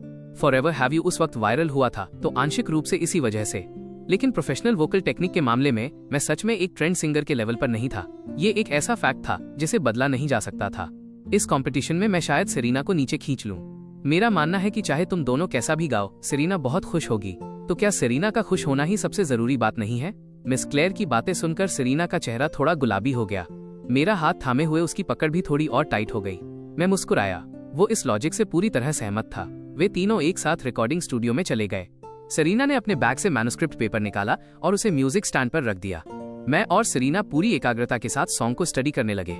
दोनों ही म्यूजिक को पूरी गंभीरता के साथ ले रहे थे। इस मामले में वे दोनों काफी हद तक एक जैसे थे। ये पहली बार था जब उन दोनों ने एक साथ कोई लव डुएट गाया था। सरीना की आंखों में पूरे समय एक शानदार चमक थी। जेम्स रिवर्स के साथ लव डुएट गाना, ये फीलिंग वंडरफुल थी। सरीना ने शीट म्यूजिक पर सॉन्ग का टाइटल देखा और फिर लिरिक्स पर नजर डाली। उसके दिल में अभी भी थोड़ी घबराहट थी। पेज पर लिखे शब्द वही थे जो वो हमेशा से मुझसे कहना चाहती थी। नदियों और समुद्रों के पार अपनी बाकी जिंदगी के लिए, मेरे बाकी के सारे दिन तुम ही हो। और इस सॉन्ग का नाम था for the rest of our lives. मुझे इस बात का एडवांटेज था कि मैं पहले से ही इस सॉन्ग से काफी वाकिफ था, इसलिए जब उन दोनों ने पहली बार रिहर्सल शुरू की तो मैं सरीना की तुलना में काफी ज्यादा फ्लुएंट था। मैं उसे कुछ पार्ट्स में कोच भी कर सकता था, लेकिन प्रैक्टिस में आगे बढ़ते ही मुझे अपनी औकात पता चल गई। सिर्फ कुछ बार गाने के बाद ही सरीना मुझसे काफी बेहतर गाने लगी थी, खासकर ब्रेथ कंट्रोल के ट्रांजिशंस और मेलोडी को हैंडल करने में। वो मुझसे काफी बड़े मार्जिन से आगे निकल गई थी। तो जैसे जैसे चीजें आगे बढ़ी, सरीना मुझे कोच करने लगी। पूरी दोपहर वे दोनों म्यूजिक की दुनिया में डूबे रहे। सरीना के गाइडेंस की वजह से मैंने शुरुआत की तुलना में काफी इंप्रूव किया था, लेकिन रिहर्सल करना ये सच में थका देने वाला काम था। 1 बजे से 5 बजे तक मुझे ऐसा लगा जैसे मेरे गले में आग लगने वाली है, और खासकर तब जब आपका कोई पसंदीदा सॉन्ग लगातार अनगिनत बार गाया जाए। कानों की थकान असली थी। मैंने हमदर्दी भरी नजरों से सरीना की तरफ देखा। सिर्फ इसी बात से आप देख सकते थे कि सरीना ने उन सभी गानों को इतना पॉलिश करने के लिए पहले कितनी मेहनत की होगी। वे हमेशा कहते हैं स्टेज पर 1 मिनट उसके पीछे 10 साल की मेहनत होती है, और ये वाकई इसमें कोई बढ़ा चढ़ाकर कही गई बात नहीं थी। आखिर में वो सरीना ही थी जिसने मेरे चेहरे पर लिखी थकान को नोटिस किया और दिन की रिहर्सल को सबसे पहले रोकने के लिए कहा। मैंने राहत की एक लंबी सांस ली। वाकई इसके कंपैरिजन में एक full time stay at home dad होना काफी एफर्टलेस महसूस होता था। जैसे ही सरीना, मिस क्लेयर और मैं रिकॉर्डिंग स्टूडियो से बाहर निकले, मैंने सरीना का हाथ थाम लिया और उसके कान के करीब झुक गया। मेरी वाइफ, तुम कितनी मेहनत करती हो। सरीना की पलकें झपकीं। उसने कोई जवाब नहीं दिया। उसे ऐसा महसूस नहीं हुआ था कि ये इतना मुश्किल था। उसने पहले प्रैक्टिस करते वक्त इससे कहीं ज्यादा मेहनत की थी, लेकिन मेरे मुंह से ये शब्द सुनकर उसके दिल को असाधारण मिठास महसूस हुई। तभी कोई और रिकॉर्डिंग स्टूडियो से बाहर निकला और हम तीनों उनके आमने सामने आ गए। मैंने ऊपर देखा। वो एक महिला थी जिसने शॉल ओढ़ रखी थी और वो पूरी तरह एलिगेंस की मूरत लग रही थी। उसके पीछे एक छोटी असिस्टेंट थी जिसका सिर झुका हुआ था और उसने चश्मा पहन रखा था। उस महिला ने बस हम तीनों पर एक नजर डाली, फिर एक हल्का सा हफ निकाला और हमारे पास से तेजी से निकल गई, पहले एलिवेटर की तरफ बढ़ते हुए। उसकी हील्स की आवाज फर्श पर जोर से क्लिक क्लिक कर रही थी। क्या अजीब चीज है, हम तीनों ने उसके साथ कुछ भी नहीं किया था। मुझे ऐसा लगा जैसे ये महिला कुछ जानी पहचानी सी लग रही थी। बस मुझे याद नहीं आ रहा था कि मैंने उसे पहले कहाँ देखा है, और अब उसके इस एटीट्यूड ने मुझे पूरी तरह से ऑफ कर दिया था। मैं मिस क्लेयर की तरफ मुड़ा और पूछा, क्या उसे सरीना से कोई इशू है? मिस क्लेयर ने जल्दी से अपना सिर हिलाया, उस जगह की ओर देखा जहां वो महिला एलिवेटर के पास गायब हुई थी और एक मुस्कान दी। बात करने के लिए कोई इशू नहीं है। इस महिला का नाम लेना है। ये भी कंपनी की टॉप टियर आर्टिस्ट्स में से एक है। तुम दोनों एक दूसरे में इतने खोए रहते हो कि तुम्हारे पास इंडस्ट्री की किसी और चीज के लिए ध्यान ही नहीं बचता। एंटरटेनमेंट वर्ल्ड में पाई का हिस्सा इतना ही है जो सबको मिल सके। अब जब तुम दोनों हर दिन ट्रेंडिंग चार्ट्स पर राज कर रहे हो तो दूसरों को ट्रैफिक बहुत कम मिल रहा है। थोड़ा बहुत रिसेंटमेंट तो होना ही है। ये लेना, जब सेरेना ने कंपनी ज्वाइन की थी तब भी वो हमारी सेरेना के प्रति थोड़ा लुक डाउन एटीट्यूड रखती थी। अब तक वो लुक डाउन अब जलन जैसी किसी चीज में बदल चुका है। मिस क्लेयर की बातें सुनकर मुझे आखिरकार याद आ गया कि मैंने इस लेना नाम की महिला को पहले कहाँ देखा था, जब मैं टीवी देख रहा था। बीच में जो एड्स आते रहते थे वो उनमें थी। ये निश्चित रूप से माइंड में रखने वाली बात थी। एंटरटेनमेंट वर्ल्ड की पाई सिर्फ इतनी ही बड़ी थी। जितना ज्यादा हम लेंगे दूसरों को उतना ही कम मिलेगा। ये नेचुरल था कि इससे दुश्मनी बढ़ेगी, लेकिन इसके बारे में कुछ किया नहीं जा सकता था। हर इंडस्ट्री एक जैसी थी। ताकतवर कामयाब होते हैं और कमजोर पीछे छूट जाते हैं। मैं निश्चित रूप से इसकी वजह से डर के मारे पीछे हटने वाला नहीं था। इसके अलावा मैंने यिंघाई एंटरटेनमेंट को इसलिए चुना था क्योंकि Yinghai entertainment strong image building capabilities वाले सिंगर्स को डेवलप करने में स्पेशलाइज्ड थी। दूसरी दो में से जेंक्सी एंटरटेनमेंट अपने सिंगर्स के साथ थोड़ा रिलैक्स्ड अप्रोच रखती थी। हालांकि वे बिग 3 में से एक थे। वे फिल्म और टेलीविजन पर फोकस करते थे। उनके एक्टर्स ज्यादा प्रोमिनेंट थे। जहां तक तीसरी वाली टीएनमे एंटरटेनमेंट, उसके बारे में कुछ भी अच्छा कहने को नहीं था। वो भी बिग 3 में से एक थी, लेकिन सबकी साख सबसे खराब थी। सरीना एक प्योर वोकलिस्ट थी। बिन्हाई एंटरटेनमेंट उस समय नेचुरली सबसे बेस्ट फिट थी। अगर यिंघाई एंटरटेनमेंट वाकई सरीना को जगह देने में असमर्थ होती तो भी मेरे पास ऑप्शंस की कमी नहीं थी। आखिर हमेशा पीछे हटने के लिए शांत डेवलपमेंट वाला रास्ता तो था ही। जैसे जैसे नए सॉन्ग फिनाले का दूसरा राउंड करीब आ रहा था, इस कंपटीशन में पब्लिक का इंटरेस्ट और भी बढ़ता जा रहा था। पिछली बार का सरीना का सॉन्ग जॉय अभी भी हर बड़े प्लेटफॉर्म के ट्रेंडिंग चार्ट्स पर प्रमुखता से जमा हुआ था, नीचे आने का नाम ही नहीं ले रहा था। इसका कारण सिर्फ हाई जनरल क्लिक रेट्स नहीं थे, ये उन इन्फ्लुएंसर्स की लहर की बदौलत भी था जो इसे कवर करने के लिए दौड़ रहे थे। खासकर कई ऑडियो स्ट्रीमिंग लाइव चैनल्स पर। जॉय ऐसा लग रहा था जैसे किसी स्ट्रीमर की वोकल एबिलिटी को मापने का एक स्टैंडर्ड बन गया हो। लेकिन चाहे कितने भी इन्फ्लुएंसर्स ने उस सॉन्ग को कवर किया हो, नेटिजन्स लगातार इस बात पर सहमत थे कि सबसे ब्यूटीफुल घोस्ट ब्राइड सेरेना की थी और किसी और की नहीं। इस सॉन्ग में कोई भी सेरेना को पीछे नहीं छोड़ सकता था। किसी ने तो इस न्यू सॉन्ग सीजन के गानों को पिछले सीजन के गानों से कंपेयर करने के लिए भी निकाला था। वे जिस निष्कर्ष पर पहुंचे वो ये था कि बस कोई कंपैरिजन ही नहीं था। न्यू सॉन्ग के इस सीजन में न केवल सेरेना बल्कि जो गाने परफॉर्म किए गए थे उनकी क्वालिटी पिछले सीजन की तुलना में काफी हाई थी। यहाँ तक कि दूसरे आर्टिस्ट्स ने भी कंपैरिजन में बहुत खराब ना दिखने के लिए पहले की तुलना में कहीं ज्यादा स्ट्रॉन्ग गाने पेश किए थे। इसलिए ऑनलाइन एक और पोस्ट दिखाई दी जिसमें मेरे द्वारा लिखे गए कई हिडन जेम गानों को कैटलॉग किया गया था और ये अनाउंस किया गया था कि चाइनीज म्यूजिक सीन में थ्रोवे पॉप का एरा अब खत्म हो रहा है। पोस्ट में फॉरएवर हैव यू से शुरू होकर एक टाइमलाइन दिखाई गई थी, फिर द विंड राइजेज और अंत में जॉय तक, जिसमें विस्तार से बताया गया था कि इनमें से प्रत्येक गाना कैसे आया और उन्होंने कौन से रिकॉर्ड्स तोड़े थे। यहाँ तक कि इन गानों के ऑफिशियल एल्बम्स अभी हैनन के प्लेटफॉर्म पर नहीं आए थे। उनके प्ले काउंट्स और क्लिक नंबर्स खुद ही सब बयां कर रहे थे। पोस्टर की फाइनल समरी एक सेंटेंस की थी, मेरी बात याद रखना। जिस पल सेरेना का डेब्यू एल्बम ड्रॉप होगा उसका हर एक गाना हाइन के न्यू रिलीज चार्ट पर अपनी जगह बना लेगा। यहाँ तक कि गोल्डन मेलोडी अवार्ड भी नामुमकिन नहीं था। जिस पल ये पोस्ट दिखाई दी उसने तुरंत भारी संख्या में पॉजिटिव रिस्पॉन्स अट्रैक्ट किए। हर कोई फिनाले के दूसरे राउंड के लिए और भी ज्यादा एंटीसिपेशन महसूस किए बिना नहीं रह सका। आखिर इस बार जेम्स रिवर्स सेरेना के लिए किस तरह का गाना लिखेगा। और ध्यान देने वाली बात ये थी कि इस राउंड में कंटेस्टेंट्स को गेस्ट परफॉर्मर्स को इनवाइट करने की इजाजत थी। बहुत से लोग इस बात का अंदाजा लगा रहे थे कि सेरेना किसे इनवाइट करेगी। ज्यादातर लोगों का मानना था कि सेरेना निश्चित रूप से किसी वेटरन सिंगर को इनवाइट करेगी, क्योंकि ये वो कंपटीशन था जो ये तय करेगा कि क्राउन कौन ले जाएगा। और जेम्स रिवर्स आखिरकार कोई सिंगर नहीं था। एस्टेब्लिश्ड वेटरन आर्टिस्ट्स की तुलना में वो अनिवार्य रूप से कम ही रहेगा। एंटरटेनमेंट वर्ल्ड आखिरकार, जो लोग इस बात की गहराई समझते थे वे जानते थे कि पैसे की खातिर चीजें कितनी धुंधली हो सकती हैं। यहाँ तक कि सबसे परफेक्ट कपल भी अपने फायदों की खातिर झुक सकता है। लेकिन कुछ लोग ऐसे भी थे, खासकर मेरे और सेरेना के फैंस, जो अपने दिल में दबी हुई उम्मीद लगाए बैठे थे कि सेरेना मुझे ही इनवाइट करेगी। आखिरकार जब से वे दोनों पब्लिक की नजर में आए थे, उन्होंने जो कुछ भी दिखाया था उसमें एक इंसान दूसरे के बारे में ही सोच रहा था। उन्हें उम्मीद थी कि एंटरटेनमेंट वर्ल्ड में ऐसा भी एक कपल हो सकता है जो लहरों के खिलाफ तैर सके, ताकि इस धुंधली इंडस्ट्री को एक साफ सुथरा कोना मिल सके। बाहर की दुनिया में जो कुछ भी हो रहा था उसके बारे में मुझे और सेरेना को कोई अंदाजा नहीं था। उस दौरान हर दिन हम सुबह जल्दी निकलते और देर से वापस आते, पूरी लगन के साथ सॉन्ग की रिहर्सल करते। सेरेना की कोचिंग की बदौलत मेरी वोकल टेक्निक तेजी से सुधर रही थी। 7 सितंबर को न्यू सॉन्ग फिनाले का दूसरा राउंड ऑफिशियली शुरू हुआ। अब तक ऑडियंस को ये नहीं पता था कि सेरेना और मा अन्यून ने अपने गेस्ट परफॉर्मर्स के तौर पर किसे इनवाइट किया है। सस्पेंस बनाए रखने के लिए प्रोडक्शन टीम ने इस मामले में एक भी जानकारी लीक नहीं होने दी थी। सिटी स्टेडियम में कंपटीशन वेन्यू के बाहर लोगों की भारी भीड़ जमा हो चुकी थी। लाइव ऑडियंस के अलावा वहां अलग अलग कंपनियों के रिपोर्टर्स भी थे, जिनकी संख्या पिछले किसी भी एपिसोड से कहीं ज्यादा थी। न्यू सॉन्ग फिनाले का दूसरा राउंड, एक ऐसा राउंड जो ये तय कर सकता था कि चैंपियनशिप कौन जीतेगा। और ये एपिसोड एक रोमांटिक डुएट था जिसमें गेस्ट परफॉर्मर की चॉइस को लेकर पिछले कई दिनों से ऑनलाइन काफी चर्चा हो रही थी। कई लोग अंदाजा लगा रहे थे कि क्या दो बड़े एंटरटेनमेंट जायंट्स इस राउंड के लिए अपने सबसे बड़े म्यूजिकल नामों को उतारेंगे। आखिरकार पिछले एक्सपीरियंस के आधार पर न्यू सॉन्ग चैंपियनशिप जीतना असल में आर्टिस्ट के फर्स्ट ईयर में जगह बनाने का एक टिकट था। रहस्य बनाए रखने के लिए रेंचा ने इकट्ठा हुए रिपोर्टर्स के लिए exclusive pre show interview slots का इंतजाम किया था। स्टेडियम के दरवाजों के बाहर प्रोडक्शन टीम द्वारा पहले से तय किए गए गेस्ट परफॉर्मर्स चुपचाप बैकस्टेज एरिया में जा चुके थे। रिपोर्टर्स के इंटरव्यू के लिए सिर्फ सेरेना और मा अन्यून ही बची थीं, जो फिनाले की जानी मानी कंटेस्टेंट्स थीं। शाम के 7 बजे मिस क्लेयर के साथ सेरेना एंट्रेंस पर दिखाई दी। जैसे ही वे वहां पहुंचे, भीड़ की तरफ से चीयर्स की लहर दौड़ गई। कुछ ही देर में मा अन्यून और उसकी असिस्टेंट भी एंट्रेंस पर दिखाई दी, जिनका स्वागत फिर से चीयर्स के साथ हुआ। कमबैक के बाद सेरेना का ये पहला फॉर्मल इंटरव्यू था।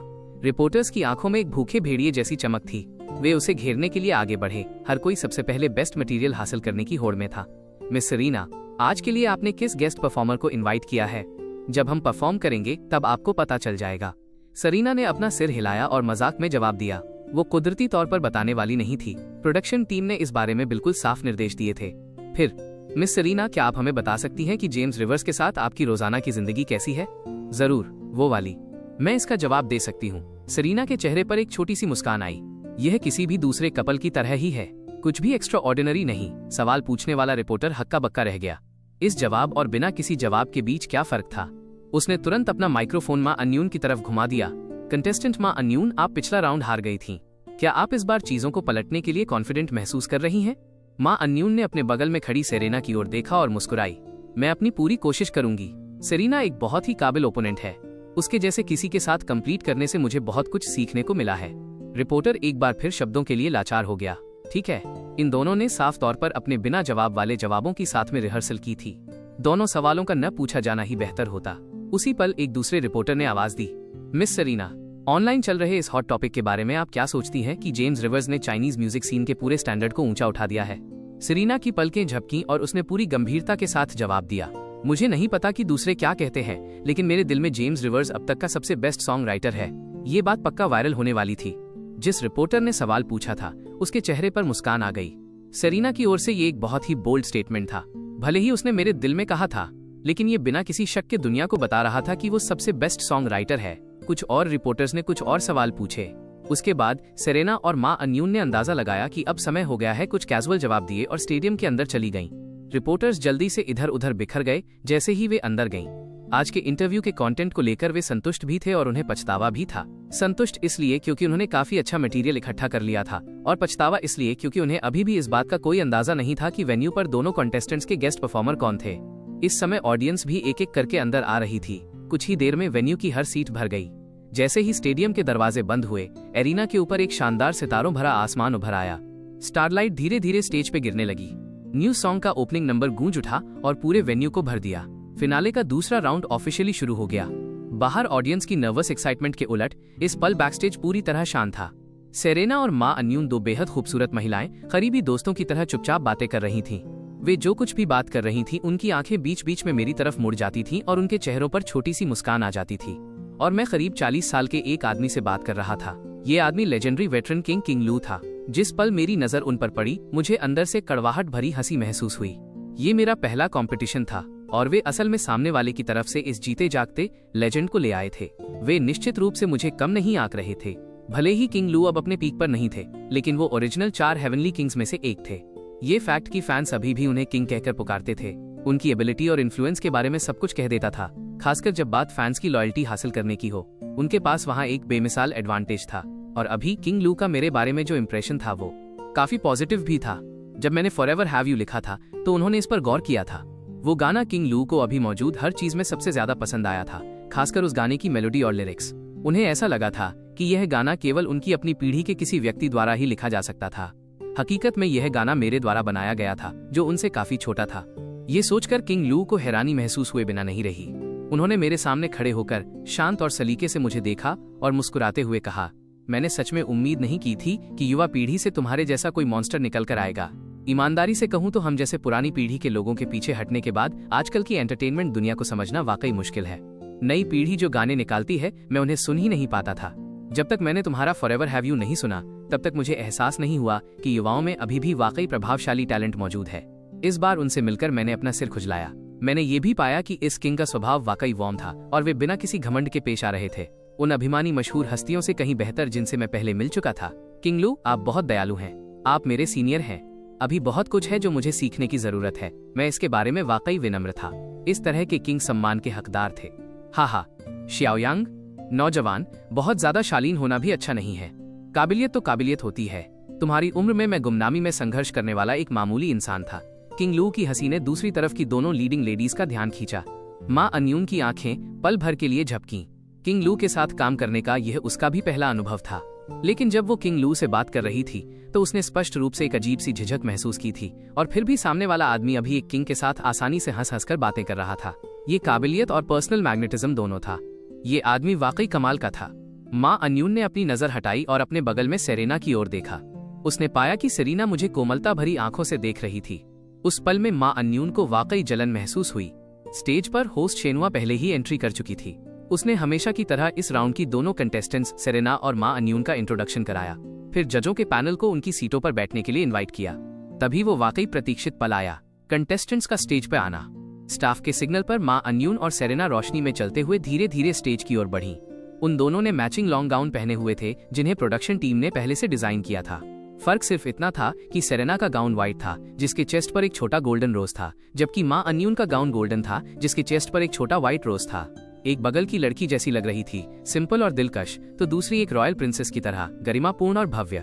साथ साथ खड़ी उन दोनों ने एक पहली नजर में एक अनोखी और खूबसूरत तस्वीर पेश की। लेकिन आप उन्हें जितनी देर तक देखते, उतना ही वे एक ही मंजिल की ओर ले जाने वाले अलग अलग रास्तों की तरह लगती, हर कोई अपने दायरे में सुंदरता की मिसाल। जैसे ही दोनों ने स्टेज पर कदम रखा, तुरंत आंसुओं का सैलाब उमड़ पड़ा। उनके बगल में खड़ी चेन शुआ ने एक बार फिर भावनाओं की लहर महसूस की। इन दोनों ने उन पर जो दबाव बनाया था वो वाकई बहुत ज्यादा था।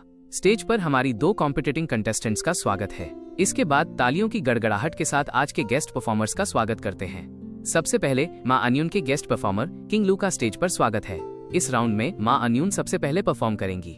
जिस पहले गेस्ट परफॉर्मर के चेहरे से पर्दा उठा वे मां अन्यून के गेस्ट किंग लू थे। सरीना के गेस्ट परफॉर्मर अभी भी एक मिस्ट्री बने रहे। ऑडियंस को तभी पता चलेगा जब वो परफॉर्म करेंगी। इस बात पर ऑडियंस अपने मन ही मन प्रोडक्शन टीम को कोस रही थी। वे चीजें छिपाने में वाकई माहिर थे, लेकिन इसने शो के उनके आनंद को बिल्कुल प्रभावित नहीं किया। जब चेन शुआ ने अनाउंस किया कि मां अन्यून के गेस्ट परफॉर्मर किंग लू हैं, तो ऑडियंस का एक बड़ा हिस्सा दंग रह गया। वे किंग लू थे, उनकी जवानी के आइडल। काफी सारे ऑडियंस मेंबर्स एक्साइटमेंट से खुद पर काबू नहीं रख पा रहे थे। उन्होंने अपने फोन उठाए और परिवार और दोस्तों को मैसेज भेजने लगे, जल्दी देखो किंग लू न्यू सॉन्ग पर आए हैं। इसने उन लोगों की भी एक लहर ला दी जिन्होंने पहले कभी न्यू सॉन्ग पर ध्यान नहीं दिया था। वे सब इसे देखने के लिए उमड़ पड़े। एक पल के लिए लाइव स्ट्रीम का कमेंट सेक्शन पूरी तरह भर गया। 30 की उम्र वाली मिडिल एज आर्मी ड्यूटी पर रिपोर्ट कर रही है। किंग लू अनबीटेबल हैं। उम्मीद नहीं थी कि किंग लू यहाँ आएंगे। अब मां अन्यून के बारे में क्या ही कह सकते हैं। ईमानदारी से कहूँ तो मुझे नहीं पता कि किंग लू कौन है। ये कौन है? ऊपर वाले कमेंट को देखकर ही पता चल रहा है कि वो माइनर है। तुम्हें किंग लू नहीं पता? मुझे भी नहीं पता। क्या वे इतने फेमस हैं? मैं सिर्फ सरीना और जेम्स रिवर्स को जानता हूँ। वे उन्हें लिटरली किंग बुलाते हैं। क्या तुम्हें वाकई पूछने की जरूरत है कि वे फेमस हैं या नहीं? हमारी जनरेशन बस बड़ी हुई है, हम मरे नहीं हैं। सपोर्ट किंग लू, सपोर्ट मां अन्यून। ये एक किंग की पावर है। उनके फैंस, हालांकि उनमें से ज्यादातर ने रोजमर्रा की जिंदगी के साथ समझौता कर लिया है, लेकिन जिस पल किंग सामने आते हैं उनकी जवानी की यादें ताजा हो जाती हैं। स्टेज पर सेरेना और होस्ट बैकस्टेज एरिया में चले गए और स्पॉटलाइट के नीचे स्टेज मां अन्यून के हवाले कर दिया। किंग लू धीरे धीरे स्टेज के पीछे से बाहर आए। उन्होंने लाइव ऑडियंस की तरफ गर्मजोशी से हाथ हिलाया। 40 साल से ज्यादा की उम्र में भी उन्होंने खुद को बहुत अच्छी तरह मेंटेन किया था और उनमें एक मैच्योर करिश्मा साफ झलक रहा था। इसने नीचे बैठे काफी ऑडियंस मेंबर्स को दीवाना कर दिया, जो अपनी ग्लो स्टिक्स को पूरे उत्साह के साथ हिला रहे थे। इस वेटरन किंग का स्वागत करने के लिए उसी पल म्यूजिक भी बजने लगा। अंधेरे स्टेज के ऊपर म्यूजिक की कोमल धुनों के साथ स्टारलाइट की बूंदें बरसने लगीं और एक फैला हुआ स्टारफील्ड सा बन गया। पीछे की बड़ी स्क्रीन पर उनके द्वारा परफॉर्म किए जाने वाले सॉन्ग का टाइटल धीरे धीरे दिखाई दिया, होल्डिंग यू, तुम्हें थामे हुए। सितारों के नीचे जैसे ही स्टारफील्ड उभरा, अपने ब्लैक सूट में किंग लू ने धीरे से गाना शुरू किया। उनकी आवाज में वक्त के साथ आई एक मैच्योरिटी थी, लेकिन उस अनुभव के साथ एक अलग ही फ्लेवर था जो पूरी तरह से दिल जीत लेने वाला था। ऑडियंस ने एक एक करके अपनी आंखें बंद कर लीं और पूरी एकाग्रता के साथ सुनने लगे। जब एक वर्स खत्म हुआ तो किंग लू ने अपनी नजर मां अन्यून की तरफ घुमाई और म्यूजिक की तैरती धुनों के बीच मां अन्यून ने किंग लू की नजरों से नजरें मिलाईं और अपना माइक्रोफोन उठाया। उसने धीरे से अपना मुंह खोला। उसकी आवाज चांदी की घंटियों की तरह साफ और स्पष्ट थी, जो हर किसी के कानों में रस घोल रही थी। खूबसूरत। इस गाने ने अपनी शुरुआत से ही ऑडियंस को मंत्रमुग्ध कर दिया। उनके डुएट ने सफलतापूर्वक ऑडियंस को सितारों से भरे आसमान के नीचे पहुंचा दिया, जहां एक कपल एक दूसरे को गर्मजोशी से गले लगाए हुए था। सितारों से सजे स्टेज के ऊपर स्टारलाइट की बूंदों से बनी नई आकृतियां धीरे धीरे एक एक करके दिखाई देने लगीं। म्यूजिक के साथ मिलकर इसने ऑडियंस के दिलों को अनचाहे ही उस एहसास की याद दिला दी जब उन्हें उनके किसी प्रियजन ने गले लगाया था। चाहे वेन्यू में मौजूद लाइव ऑडियंस हो या लाइव स्ट्रीम देखने वाले व्यूअर्स, हर कोई उस पल प्यार के समंदर में खो गया था। यहाँ तक कि बैकस्टेज मैंने भी अपनी आंखें बंद कर ली थी और धीरे धीरे गाने का आनंद ले रहा था। आखिर ये एक किंग थे। उन्होंने इस गाने की हर बारीकी को पूरी तरह से निखारा था। प्योर वोकल क्राफ्ट के मामले में मैं वाकई उनके आगे विनम्र था, लेकिन मैं बहुत ज्यादा नर्वस भी नहीं था। मुझे विश्वास था कि मेरा गाना भी उतना ही स्ट्रॉन्ग है। सरीना ने भी अपने दिल में वैसा ही महसूस किया। जब तक मैं उसके साथ परफॉर्म कर रहा था, वो किसी से नहीं डरेगी, यहाँ तक कि एक किंग से भी नहीं। मां अन्यून और किंग लू के duet holding you beneath the stars ने ऑडियंस की आत्माओं की गहराई में छिपे प्यार को पूरी तरह से जगा दिया था। वेन्यू में मौजूद कपल्स आसमान में बने उन सितारों वाले पैटर्न्स के नीचे एक एक करके एक दूसरे की बाहों में सिमट गए, जबकि सिंगल लोग केवल ईर्ष्या और चाहत के साथ देख सकते थे और सांत्वना के लिए अपने बगल में बैठे दोस्त के गले लग रहे थे। ये कोई लव डुएट कॉम्पिटिशन नहीं है, ये तो व्यावहारिक रूप से सिंगल लोगों को सजा देने जैसा है। जब तक हवा में टिमटिमाती स्टारलाइट आखिरकार फीकी नहीं पड़ गई और म्यूजिक खत्म नहीं हुआ, तब तक यही माहौल रहा। किंग लो और मां अन्यून ने ऑडियंस के सामने गहरा झुककर अभिवादन किया और फिर उनकी आकृतियां धीरे धीरे अंधेरे में ओझल हो गईं और वे स्टेज से नीचे उतर गए। दोनों परफॉर्मर्स के जाने के बाद भी नीचे ग्लो स्टिक्स अभी भी एकदम तालमेल में लहरा रही थीं। मैंने किंग लू को अपनी ओर आते देखा और मन में प्रशंसा की एक गहरी लहर महसूस की। ये एक किंग की काबिलियत थी, ये एक किंग का इन्फ्लुएंस था। जब मैं पहली बार इस दुनिया में आया था तो मैंने मान लिया था कि यहाँ का म्यूजिक कुछ खास नहीं है।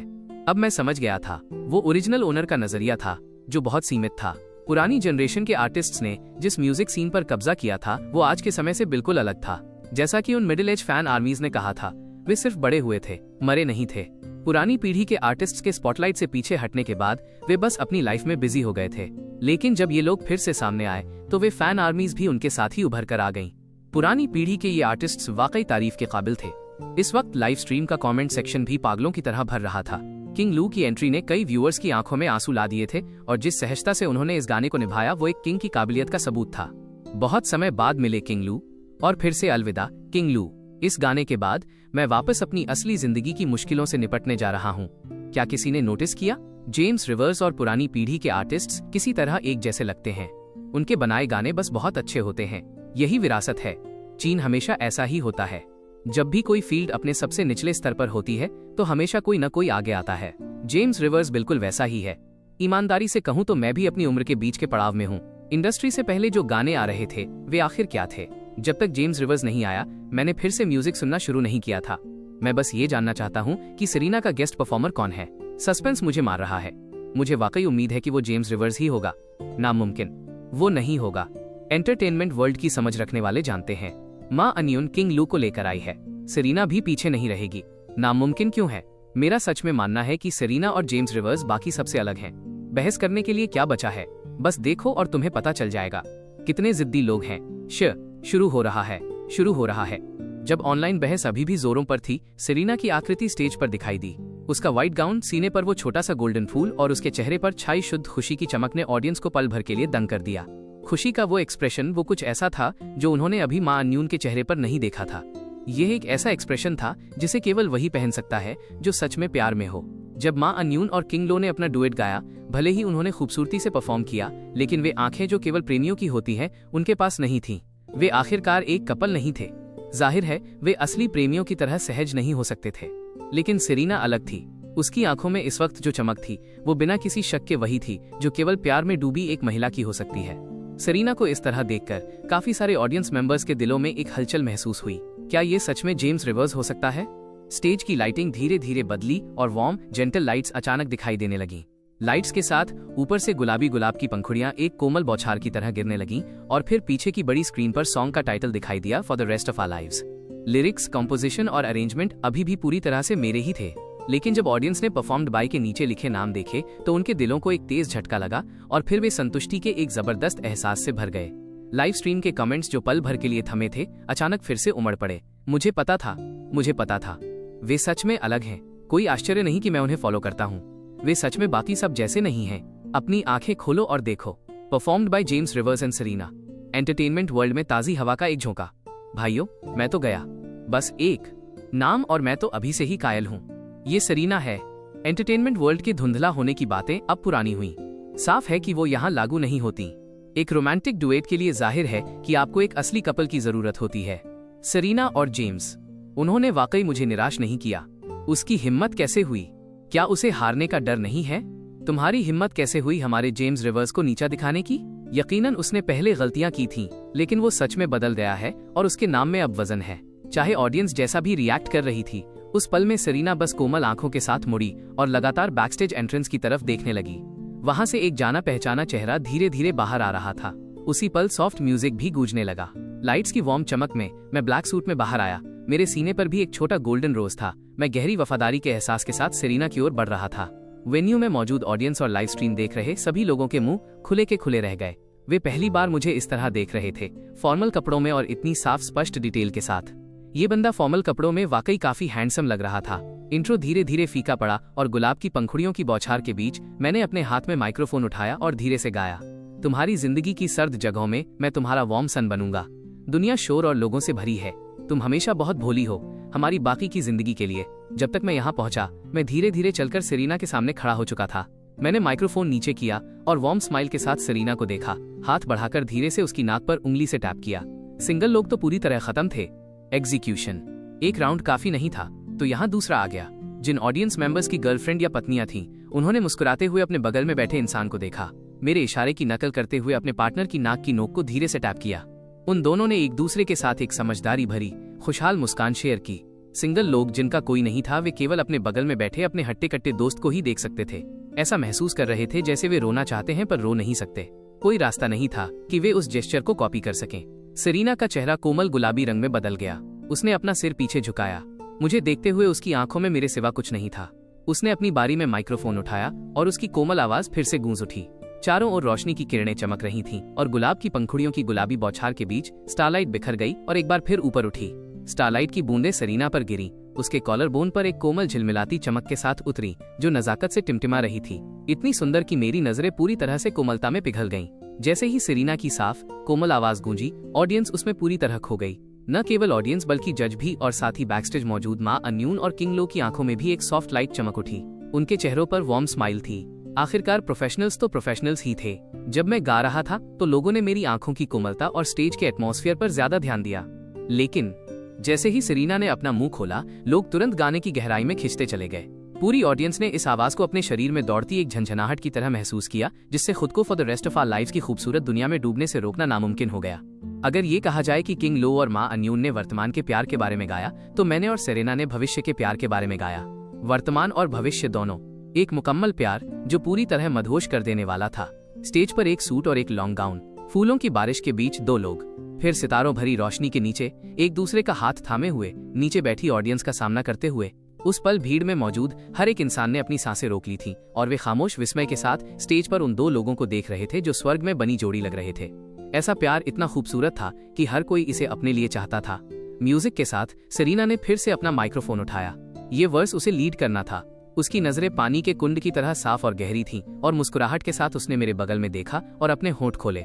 मैंने सेरेना का हाथ पकड़ा और स्टेज के सामने की ओर एक कदम आगे बढ़ाया। ऑडियंस की हैरान कर देने वाली खामोशी के बीच मैंने अचानक उसे अपनी बाहों में खींच लिया और एक वार्म स्माइल के साथ उसके माथे पर किस किया।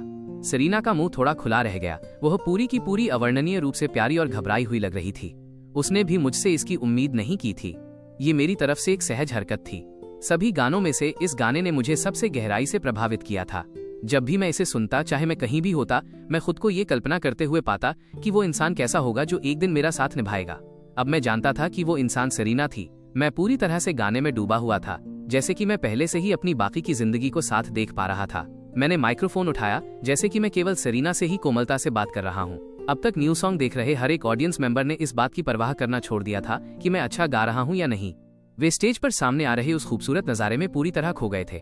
वे प्यार के उस खूबसूरत ऐलान में खो गए थे जो for the rest of our lives था। पैनल में मौजूद कई जज साफ तौर पर भावुक दिख रहे थे। लोग हमेशा वोकल क्राफ्ट की बात करते थे, लेकिन बेहतरीन वोकल क्राफ्ट भी केवल इसलिए होता है ताकि सुनने वाले तन और मन से गाने के साथ पूरी तरह जुड़ सकें। मेरी तकनीक भले ही थोड़ी कम रही हो, लेकिन मैंने वो जुड़ाव हासिल कर लिया था। बैकस्टेज डायरेक्टर ने अपना हाथ अपने सीने पर रखा। वो अब मॉनिटर्स पर आसमान छू रहे नंबर्स पर ध्यान नहीं दे रहा था। उसे जिसकी ज्यादा परवाह थी वो थे आज की बंटी हुई एंटरटेनमेंट दुनिया के ये दो लोग।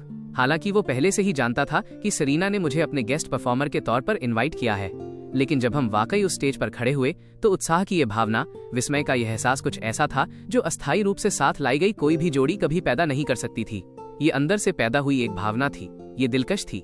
और इस पल हर बड़े लाइव स्ट्रीम पर कमेंट्स एक बहते हुए जुमले में तब्दील हो गए थे।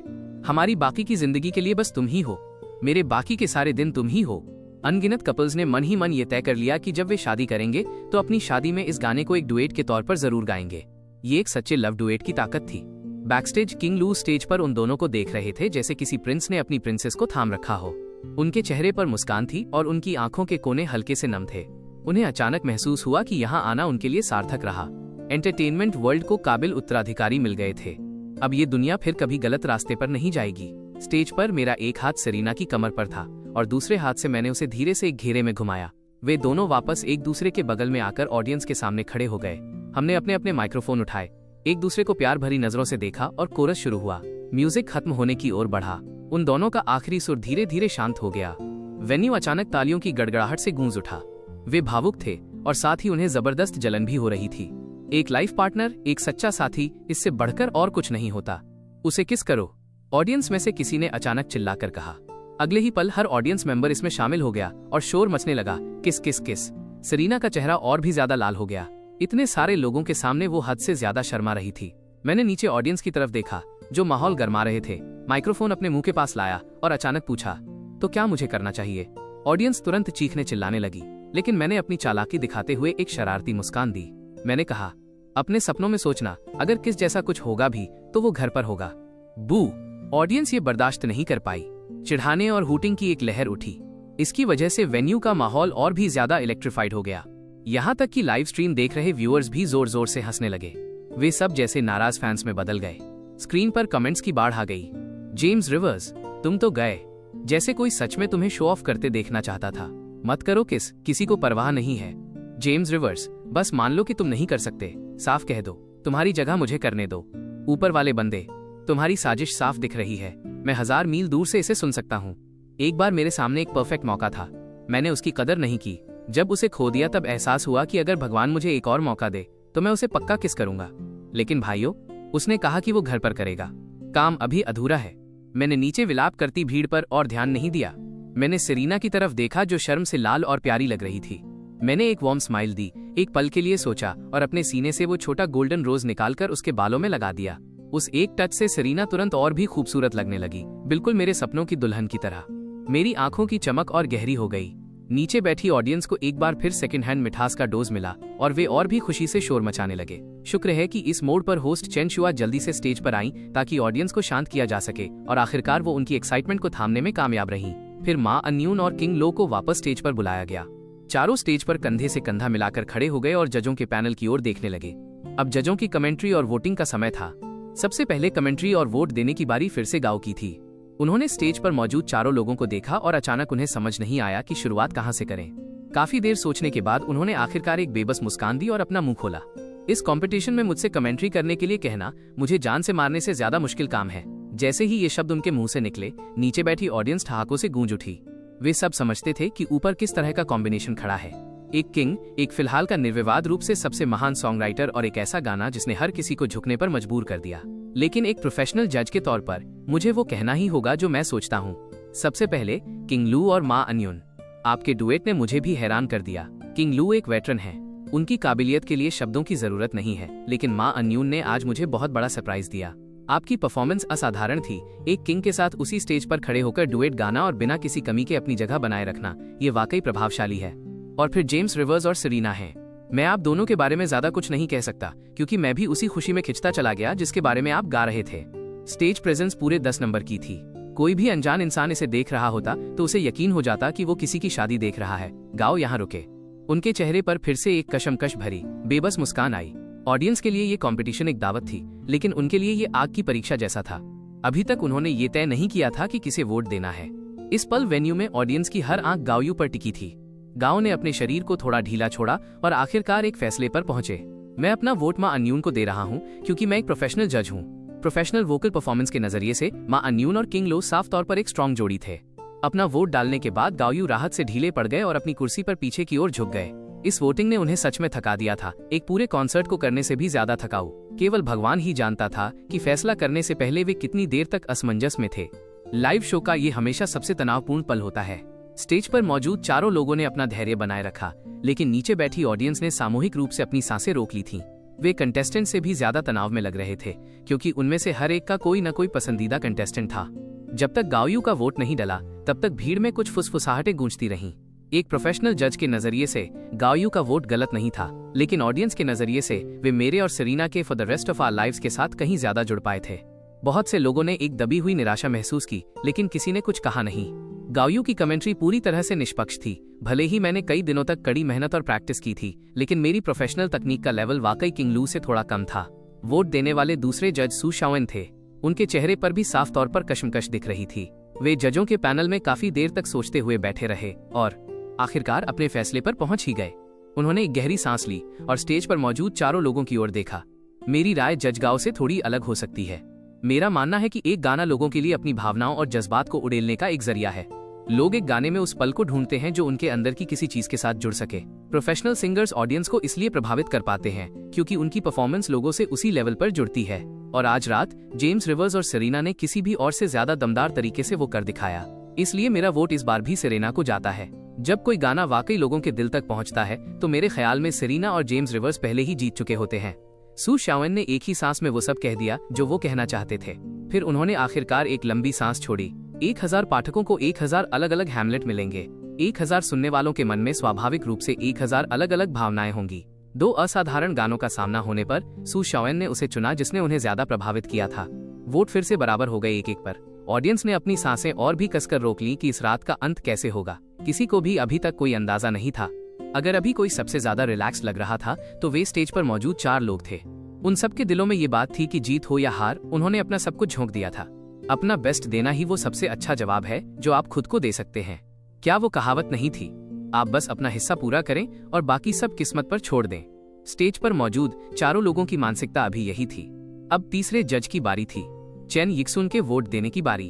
उन्होंने पहले अपनी कमेंट्री नहीं दी, इसके बजाय वे खड़े हुए पहले स्टेज पर मौजूद चारों कंटेस्टेंट्स की ओर झुककर अभिवादन किया और फिर बड़ी भावना के साथ बोले, सच कहूं तो मैंने कई सालों से चाइनीज म्यूजिक सीन पर ध्यान नहीं दिया था, लेकिन आज मुझे एहसास हुआ कि मैं गलत था। पता चला कि चाइनीज म्यूजिक सीन उतना कमजोर नहीं है जितना मैंने कल्पना की थी। आज रात यहाँ खड़े होकर मैं 2 असाधारण प्रेम गीतों के आने का गवाह बना। मैंने नई और पुरानी पीढ़ी के बीच पैदा हुई उस चमक को भी देखा। अगर हम विशुद्ध रूप से दोनों कंटेस्टेंट्स की परफॉर्मेंस और गानों पर फैसला कर रहे होते तो मैं यह वोट सेरीना को देता, लेकिन गेस्ट परफॉर्मर्स के कंट्रीब्यूशन को ध्यान में रखते हुए मैं अभी भी मां अन्यून और किंग लो को चुनता हूं। मैं जज गाओ की राय से सहमत हूं। खुद एक प्रोफेशनल सिंगर होने के नाते मेरा झुकाव स्वाभाविक रूप से उस जोड़ी की ओर है जो तकनीकी रूप से ज्यादा निपुण थी, इसलिए मेरा वोट मां अन्यून को जाता है। जैसे ही चेन यिक्सुन की बात खत्म हुई, मैंने स्टेज से एक बेबस मुस्कान दी। वाकई आखिरकार मैंने सेरीना को पीछे खींच ही लिया था। उस वोट के साथ गिनती 2-1 हो गई। सबकी निगाहें लू रुइंग की तरफ मुड़ गईं। डायरेक्टर के कैमरे ने ठीक उसी पल लू रुइंग पर क्लोजअप जूम किया। जब कैमरा उनकी ओर मुड़ा तो हर कोई अचानक ठिठक गया, क्योंकि उन्होंने देखा कि लू रुइंग चुपचाप अपने आंसू पोंछ रही थीं। खुद प्रेम गीतों की पूर्व रानी होने के नाते लू रुइंग एक लव सॉन्ग की अहमियत को किसी और से ज्यादा गहराई से महसूस करती थीं। वो उस खूबसूरत प्यार से भावुक हो गई थीं जो सेरीना और मैंने स्टेज पर दिखाया था। उन्होंने देखा कि कैमरा पहले से ही उनकी ओर था और तभी उन्हें एहसास हुआ कि उनका संयम डगमगा गया है। उन्होंने जल्दी से फिर से अपनी आंखें पोंछीं और एक छोटी सी मुस्कान बिखेरी। मुझे माफ करें, मैं अपनी भावनाओं पर काबू नहीं रख पाई। ये वोट सेरीना को जाता है। कमेंट्री के तौर पर मेरे पास कहने को बहुत कुछ नहीं है। मैं बस इतना कहना चाहती हूँ कि आपके गाने ने मुझे झकझोर दिया। स्टेज पर लू रुइंग की इस सच्ची और भावुक अभिव्यक्ति को देखकर सेरीना और मैंने एक साथ उन्हें झुककर सम्मान दिया। खासकर मैंने जजों के पैनल पर उस जाने पहचाने चेहरे को देखकर मेरा दिल उन भावनाओं से भर गया जिन्हें मैं शब्दों में बयां नहीं कर सकता था। इस दुनिया की लू रुइंग मेरी मूल दुनिया वाली से बहुत अलग नहीं थी, लेकिन उसका सबसे मशहूर गाना अभी तक यहाँ नहीं आया था और मेरे पास ये जानने का कोई तरीका नहीं था कि वो कभी इस दुनिया में आएगा भी या नहीं। मेरे दिल में एक शांत उदासी छा गई। मुझे रह रहकर लग रहा था कि अगर वो गाना कभी नहीं आया तो ये एक ऐसा नुकसान होगा जिसे ये दुनिया हमेशा ढोती रहेगी। अब चारों जजों की वोटिंग खत्म हो चुकी थी। मुकाबला 2-2 की बराबरी पर था और अब ऑडियंस की बारी थी। बड़ी स्क्रीन पर रियल टाइम वोटिंग शुरू हो गई। वेन्यू में मौजूद हर एक ऑडियंस मेंबर ने अपने फोन निकाल लिए। उनके हाथ अपने पसंदीदा कंटेस्टेंट के लिए वोट करने को बेताब थे। उस पल हर बड़े लाइव स्ट्रीम के कमेंट सेक्शन में सन्नाटा छा गया। न्यू सॉन्ग को फॉलो करने वाला हर व्यक्ति वोट बटन दबाने में बिजी था।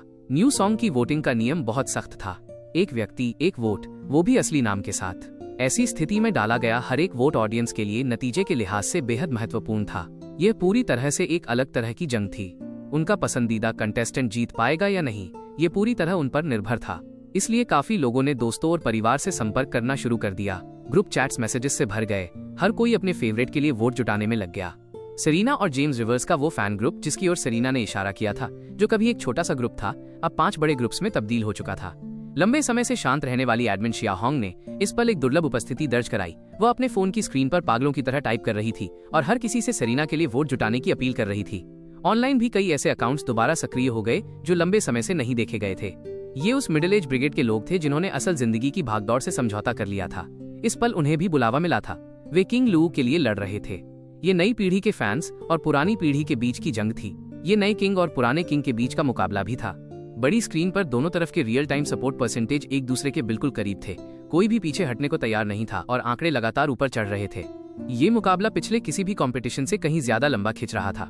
ऑडियंस के वोट एक टग ऑफ वॉर, रस्साकशी में बदल गए थे। दोनों पक्ष एक दूसरे का पीछा कर रहे थे। उस पल वहां मौजूद मीडिया कर्मी भी अविश्वास भरी नजरों से स्क्रीन पर बढ़ते नंबर्स को देख रहे थे। कंपटीशन से पहले उनमें से किसी ने भी अंदाजा नहीं लगाया था कि मेरी पकड़ इतनी मजबूत होगी, इतनी मजबूत कि मैं वाकई किंग लू के साथ बराबरी का मुकाबला कर सकूं। किंग की उम्र हो गई थी बेशक, लेकिन वो फिर भी एक किंग थे। उनमें से ज्यादातर ने मान लिया था कि सेरीना का मुझे गेस्ट परफॉर्मर के तौर पर चुनना एक गलती होगी, और फिर भी अभी के हालात ने उनके चेहरे पर एक जोरदार तमाचा जड़ दिया था। यह इंसान आखिर सीन में कब आया? जब उन्होंने इस पर गहराई से सोचा तो उन्हें अचानक एहसास हुआ कि किसी के नोटिस किए बिना रास्ते में कहीं न कहीं फिलहाल चाइनीज म्यूजिक वर्ल्ड में तहलका मचाने वाला हर गाना मेरे द्वारा ही बनाया गया था। इस साधारण से दिखने वाले लड़के ने चुपचाप बिना किसी शोर शराबे के चाइनीज म्यूजिक सीन के आधे इलाके पर अपना कब्जा कर लिया था। भले ही मैं इस दौरान लगातार ट्रेंडिंग चार्ट्स पर रहा था, लेकिन उसमें से ज्यादातर मेरी पर्सनल लाइफ की चीजों के बारे में था। डोमेस्टिक अब्यूज वाला मामला, वो चैलेंज वाला वाकया, इन चीजों ने मेरे सॉन्ग राइटिंग की चमक को चुपचाप ओझल कर दिया था। ये तो बस इसी पल में था कि हर किसी ने आखिरकार पीछे हटकर इसे महसूस किया। उन सब बातों को किनारे रख दें तो वे जो गाने लगातार सुन रहे थे वे मेरे ही थे। इसे भांपने वाले मीडिया आउटलेट्स एक एक करके थूक गटकने लगे। उन्हें अचानक एहसास हुआ कि चाइनीज म्यूजिक वर्ल्ड शायद एक बड़े बदलाव की दहलीज पर है। एक बार जब मेरे लिखे गए गानों को एक एल्बम में संकलित कर हैनन पर रिलीज किया जाएगा तो उसके बाद जो चार्ट्स आएंगे वे उसकी कल्पना करने की हिम्मत भी नहीं कर पा रहे थे। एक अकेले इंसान का आउटपुट पूरे चार्ट्स को साफ करने की काबिलियत रखता था। ये सोचते ही उनकी नजरें अनचाहे ही न्यू सॉन्ग स्टेज के ठीक ऊपर लगी बड़ी स्क्रीन की ओर मुड़ गईं। वे जानते थे कि एक बार सेरेना इस बार जीत गई तो इसका मतलब होगा कि एंटरटेनमेंट वर्ल्ड का नजारा वाकई इस पल से बदलने वाला है। न्यू सॉन्ग का ये सीजन इसके इतिहास में सबसे हाई प्रोफाइल था। इस पल में सिर्फ ऑडियंस ही नहीं, पूरी एंटरटेनमेंट इंडस्ट्री की आंखें यहीं टिकी थीं। शंक्षी एंटरटेनमेंट, बिनहाई एंटरटेनमेंट, टीएनमे एंटरटेनमेंट और बिजनेस की हर छोटी बड़ी कंपनी, उनके सीनियर लीडरशिप अपने अपने बोर्डरूम में इकट्ठा हो गए थे। मीडिया ने जो बात पकड़ी थी, भला वे उसे कैसे नोटिस नहीं करते। उन्होंने इसके बारे में पहले ही एक मीटिंग की थी, लेकिन उस समय उनमें से बहुत कम लोगों ने माना था कि मैं एंटरटेनमेंट वर्ल्ड का बैलेंस बदलने के काबिल हूँ। लेकिन अब चीजें अलग थीं। न्यू सॉन्ग में मैंने जिस डरावने लेवल का इन्फ्लुएंस दिखाया था वो बिना किसी शक के उन्हें बता रहा था कि मैं पहले ही एक किंग के पावर लेवल के करीब पहुंच चुका हूं। मेरा ट्रैक रिकॉर्ड शायद अभी उतना गहरा नहीं था, लेकिन मेरी पहुंच पहले ही एक भयानक पैमाने तक बढ़ चुकी थी। एक किंग की तुलना में शायद मुझमें सिर्फ एक डिफाइनिंग मोमेंट, निर्णायक क्षण की कमी थी। चाइनीज एंटरटेनमेंट इंडस्ट्री में जब से 4 हेवनली किंग्स धीरे धीरे पीछे हटे थे, तब से किसी ने भी इस तरह के प्रभाव का इस्तेमाल नहीं किया था। मैं पहला था, और जो बात इसे लगभग हास्यास्पद बनाती थी वो ये थी कि मुझे ठीक से इंडस्ट्री का हिस्सा, इनसाइडर भी नहीं माना जा सकता था। कोई ऐसा व्यक्ति जो हमेशा इंडस्ट्री के किनारों पर मंडराता रहा और फिर भी इस तरह की पहुंच रखता था, यही बात इसे वाकई डरावनी बनाती थी। यिंग है एंटरटेनमेंट के बोर्डरूम में सीनियर एग्जीक्यूटिव्स का एक ग्रुप बड़ी स्क्रीन पर टकटकी लगाए हुए था, जहां new song competition real time में स्ट्रीम हो रहा था। इस पल कैमरा मेरी तरफ मुड़ा और डेविड यांग की शांत आंखों में एक हलचल सी हुई। उन्हें अभी भी धुंधला सा याद था कि कुछ समय पहले ही मैं अकेले शहर आया था, उनके ऑफिस में कदम रखा था और उनसे एक ऐसी चीज मांगी थी जो उस समय नामुमकिन लग रही थी, एक टॉप टियर कॉन्ट्रैक्ट। उस वक्त डेविड यांग ने मुझे केवल एक टैलेंटेड, निडर और काबिल नौजवान के रूप में देखा था जिसमें काफी संभावनाएं थीं। लेकिन उन्होंने ये उम्मीद नहीं की थी कि महज 2 महीनों में ट्रेंडिंग चार्ट्स उनके पर्सनल बैकयार्ड की तरह हो जाएंगे। जहां मर्जी हो वहां एंट्री, और पूरे चाइनीज म्यूजिक सीन पर इस आदमी ने कब्जा कर लिया था। हाल ही में वायरल होने वाला हर गाना मेरा ही था। डेविड यांग ने एक लंबी सांस ली। वे समझ नहीं पा रहे थे कि खुश हो या परेशान। एक ऊंचे पेड़ को ही तेज हवाओं का सामना करना पड़ता है। इस सब के बाद मेरे और सेरेना के लिए जिंदगी शायद आसान नहीं होने वाली थी। यहाँ तक कि उनकी अपनी कंपनी के अंदर भी कुछ विरोधी आवाजें उठने लगी थीं। हिस्सेदारी तो सीमित थी। अगर वो सब कुछ खुद खाना चाहता था तो बाकी सबके लिए क्या बचता। डेविड यांग की नजरें घूमी। उन्होंने बड़ी स्क्रीन को देखा। उनकी उंगलियां बिना सोचे टेबल की सतह को थपथपा रही थीं। बोर्डरूम में डेविड यांग से भी ज्यादा उलझी हुई मानसिक स्थिति में कोई और नहीं बल्कि नीचे बैठी एंजेला थी। वही शांत और सलीकेदार युवती। अब उसे देखकर ऐसा लग रहा था जैसे उसने अपनी वो धार थोड़ी खो दी है। उसने बड़ी स्क्रीन पर मुझे देखा। उसकी नजर में एक जटिल भावना थी। पिछली बार फोन पर हुई बात के बाद से एंजेला ने मुझसे दोबारा संपर्क नहीं किया था, क्योंकि वो समझदार थी। उसने फोन पर मेरी आवाज में उस जानबूझकर बनाई गई दूरी को भांप लिया था। इस दौरान उसने अपनी भावनाओं को भी समझना शुरू कर दिया था। उसने खुद से ये स्वीकार किया कि उसके मन में मेरे लिए कुछ प्रशंसा और लगाव था। शायद इसकी शुरुआत पहली बार मुझसे मिलने पर हुई थी। शायद तब जब मैंने गाया था, ऑफिस में बस साधारण बने रहो। वो पक्का नहीं कह सकती थी कि कब मैंने उसके दिल में हलचल पैदा की। इतना टैलेंटेड और इतना सच्चा इंसान उसकी तरफ खींचे चले जाना मुश्किल नहीं था। वो भी कोई अपवाद नहीं थी। लेकिन वो ये भी जानती थी कि मैं केवल सेरेना का हूँ। इसलिए उसने मुझे कभी परेशान नहीं किया और जानबूझकर मुझसे जुड़ी खबरों से दूरी बनाए रखी। अब मुझे दोबारा देखकर मैं पहले से कहीं ज्यादा चमकदार और प्रभावशाली लग रहा था। मेरे और सेरेना के बीच का कनेक्शन भी पहले से कहीं ज्यादा गहरा था। एंजेला ने अपना सिर झुकाया और एक शांत, कड़वाहट भरी मुस्कान दी। उसमें दोबारा देखने की हिम्मत नहीं थी। उसे ये भी नहीं पता था कि क्यों उसे किसी ऐसे व्यक्ति के लिए भावनाएं विकसित हो गईं जिसका पहले से ही परिवार है। वो बस इतना कह सकती थी कि भावनाएं बिना किसी चेतावनी के पैदा होती हैं और एक बार शुरू हो जाएं तो गहरी होती चली जाती हैं। इस पल यिंग है की तरह शांक्सी एंटरटेनमेंट ने भी अपने सभी सीनियर लीडरशिप को बोर्डरूम में इकट्ठा किया था। टेबल के हेड पर शांक्सी एंटरटेनमेंट के चेयरमैन टिएनशिनी बैठे थे। यिंग है के बोर्डरूम के गंभीर माहौल के मुकाबले शांगशी एंटरटेनमेंट का मूड काफी रिलैक्स था। यहाँ तक कि टिएनशिनी के चेहरे के गाल उनकी हंसी के साथ कांप रहे थे। टिएनशिनी हंसते हुए बोले, एक हाथ उठाकर अपनी नाक पर टिके सुनहरे फ्रेम वाले गोल चश्मे को ठीक किया। अब ये दिलचस्प है, यह जेम्स रिवर्स कहीं से भी आकर म्यूजिक वर्ल्ड के ठहरे हुए पानी में थोड़ी हलचल मचा रहा है। अच्छा है उसके लिए। वैसे भी म्यूजिक हमारा फोकस नहीं है, फिल्म और टेलीविजन वो दिशा है जिस पर यह कंपनी बनी है। हा। कमरे में मौजूद अधिकारियों ने ये सुना और सब के सब ठहाके मारकर हंस पड़े। टिएनशिनी के बाईं ओर बैठे बोर्ड मेंबर ने तुरंत चापलूसी शुरू कर दी। चेयरमैन टिएन, आपकी स्ट्रैटेजी हमेशा की तरह शानदार है। एक किंग को लाकर आपने हर किसी को जेम्स रिवर्स की असली ताकत देखने का मौका दे दिया। अगर हम हारते भी हैं तो हमने कुछ खोया नहीं है। दूसरी कंपनियों को इस बारे में तनाव लेने दें। अगर हम जीतते हैं तो शांगशी एंटरटेनमेंट की मां अन्यूनताज अपने नाम करती है। जीत हुई तो हम खुश हैं ही। हर तरफ से जीत हमारी ही है। यहाँ तक कि हार में भी एक चतुर छोटा सा फायदा छिपा है। टिएनशिनी ने अपनी पैनी छोटी आंखें झपकाईं और अपने बगल वाले बोर्ड मेंबर पर एक तारीफ भरी नजर डाली। चापलूसी के बारे में कहा जाता है कि वो कभी अपना निशाना नहीं चूकती। टिएनशिनी खुद से बेहद खुश महसूस कर रहे थे। जेम्स रिवर्स इस सबसे थोड़े फायदे के साथ निकल सकता है, लेकिन टिएनशिनी कभी घाटे में नहीं रहता। इस वक्त सबसे बुरा हाल निस्संदेह टीएन में एंटरटेनमेंट का था। न्यू सॉन्ग के इस सीजन में उनकी कंपनी के 2 डार्क हॉर्स कंटेस्टेंट्स के एक एक करके बाहर होने के बाद टीएन में एंटरटेनमेंट ने शुरू में मान लिया था कि इस सब से उनका कोई लेना देना नहीं है, लेकिन अब चुपचाप घर बैठे उन पर आसमान से मुसीबत आन पड़ी थी। अकेले जेम्स रिवर्स ने हर किसी के प्लान को तहस नहस कर दिया था। बस ये सोचने मात्र से कि अब से इंडस्ट्री का हर चार्टिंग गाना मेरे द्वारा बनाया गया हो सकता है, उनके सीने डर से भींच रहे थे। टीएन में एंटरटेनमेंट का बोर्डरूम इस पल गंभीर और बेजान था। चेयरमैन लियू गाओ के चेहरे पर हमेशा से भी ज्यादा गहरा गुस्सा था। क्या कोई मुझे बता सकता है कि लू कियान सेरीना के साथ क्या चल रहा है और ये जेम्स रिवर्स आखिर आया कहां से है? एक शादीशुदा औरत जो 2 साल से इंडस्ट्री से बाहर थी, उसे अकेले एक आदमी ने वापस ऊपर उठा दिया। लू गाओ इस दौरान काफी थके हुए थे। वह एक प्रोजेक्ट के सिलसिले में विदेश में थे और घर की चीजों पर ज्यादा ध्यान नहीं दे पा रहे थे। उन्हें उम्मीद नहीं थी कि उनके जाने के थोड़े ही समय में कोई व्यावहारिक रूप से घर ही लूट रहा होगा। अधिकारियों ने एक दूसरे को बेबसी से देखा। उनमें से किसी को अंदाजा नहीं था कि ये मॉन्स्टर जैसा इंसान कहां से आया है। वे बस इतना जानते थे कि वे गाने वाकई में बिना किसी शक के बहुत अच्छे थे। अधिकारियों को एक एक करके खामोश बैठा देख लियू गाओ आग बबूला हो गए। तुम सब के सब बेकार हो। तुम लोग बस ऐश करना जानते हो। तुम लोग बहुत लंबे समय से कंफर्ट जोन में रहे हो। तुम में संकट की जागरूकता का एक अंश भी नहीं बचा है। अभी के अभी यह तुरंत होना चाहिए। इस सब की शुरुआत कैसे हुई, इसकी पूरी इन्वेस्टिगेशन करो। जब तक ये समझ नहीं आता, कोई यहाँ से नहीं जाएगा। और पेड कमेंटर्स को काम पर लगाओ, चाहे जो भी कीमत चुकानी पड़े। यह राउंड मां अन्यून और किंग लू की जीत के साथ खत्म होना चाहिए। जेम्स रिवर्स को इसका इस्तेमाल करके अगले किंग टाइटल की ओर दौड़ लगाने में कामयाब मत होने देना। उसके इन्फ्लुएंस को जितना हो सके कम करो। साथ ही कल किसी को जेम्स रिवर्स से कांटेक्ट करने के लिए भेजो। उसका मन टटोलो, उसे बताओ कि हम एक मीटिंग सेट करना चाहते हैं। लियू गाओ ने एक ही सांस में अपनी बात खत्म की और अपनी नजर वापस बड़ी स्क्रीन पर गड़ा दी। उन्होंने स्क्रीन पर मेरे मुस्कुराते हुए चेहरे को देखा और जितना ज्यादा उन्होंने देखा उतना ही उन्हें वो चिढ़ाने वाला लगा। बिग थ्री के अलावा जो विभिन्न छोटी और मध्यम स्तर की एंटरटेनमेंट कंपनियां भी इस पल अपनी चालें चल रही थीं। कुछ ने सद्भावना के साथ मेरी ओर बढ़ने का फैसला किया और दोस्ती के संकेत दिए। वहीं यिंग है एंटरटेनमेंट जैसी अन्य कंपनियों ने मेरे पूरी तरह से शिखर पर पहुंचने से पहले ही मेरी रफ्तार को कुचलने की कोशिश की। एक पल के लिए पूरे एंटरटेनमेंट वर्ल्ड में हलचल मच गई और इस वक्त सबसे शांत जगह खुद न्यू सॉन्ग का वेन्यू ही था। हर कोई बिना पलक झपकाए बड़ी स्क्रीन पर रियल टाइम सपोर्ट परसेंटेज को देख रहा था। एक भी व्यक्ति ने जोर से सांस लेने की हिम्मत नहीं की, क्योंकि इस पल स्क्रीन पर दोनों पक्षों के सपोर्ट परसेंटेज लगभग अनसुनी बराबरी टाई पर टिके हुए थे। इस पर विश्वास करना लगभग नामुमकिन था। हर ऑडियंस मेंबर, जज और कंटेस्टेंट्स की आंखें फटी की फटी रह गईं। वे अविश्वास के साथ स्क्रीन को घूर रहे थे। एक टाई, इसका फैसला भला कैसे होगा? दोनों तरफ के सपोर्ट वोट्स की गिनती बिल्कुल एक ही नंबर पर आकर रुक गई थी। न्यू सॉन्ग के पूरे इतिहास को देखें तो इतनी बड़ी ऑडियंस बेस होने के बावजूद ऐसा पहले कभी नहीं हुआ था। ऐसी स्थिति व्यावहारिक रूप से असंभव थी। समय पल पल बीतता जा रहा था, लेकिन वोटों की गिनती जैसे एक जगह जम गई थी। किसी भी पक्ष को एक भी नया वोट नहीं मिल रहा था। वोटिंग की समय सीमा अपने आखिरी पलों की ओर बढ़ रही थी। लाइव ऑडियंस ने अनचाहे ही अपना थूक गटका।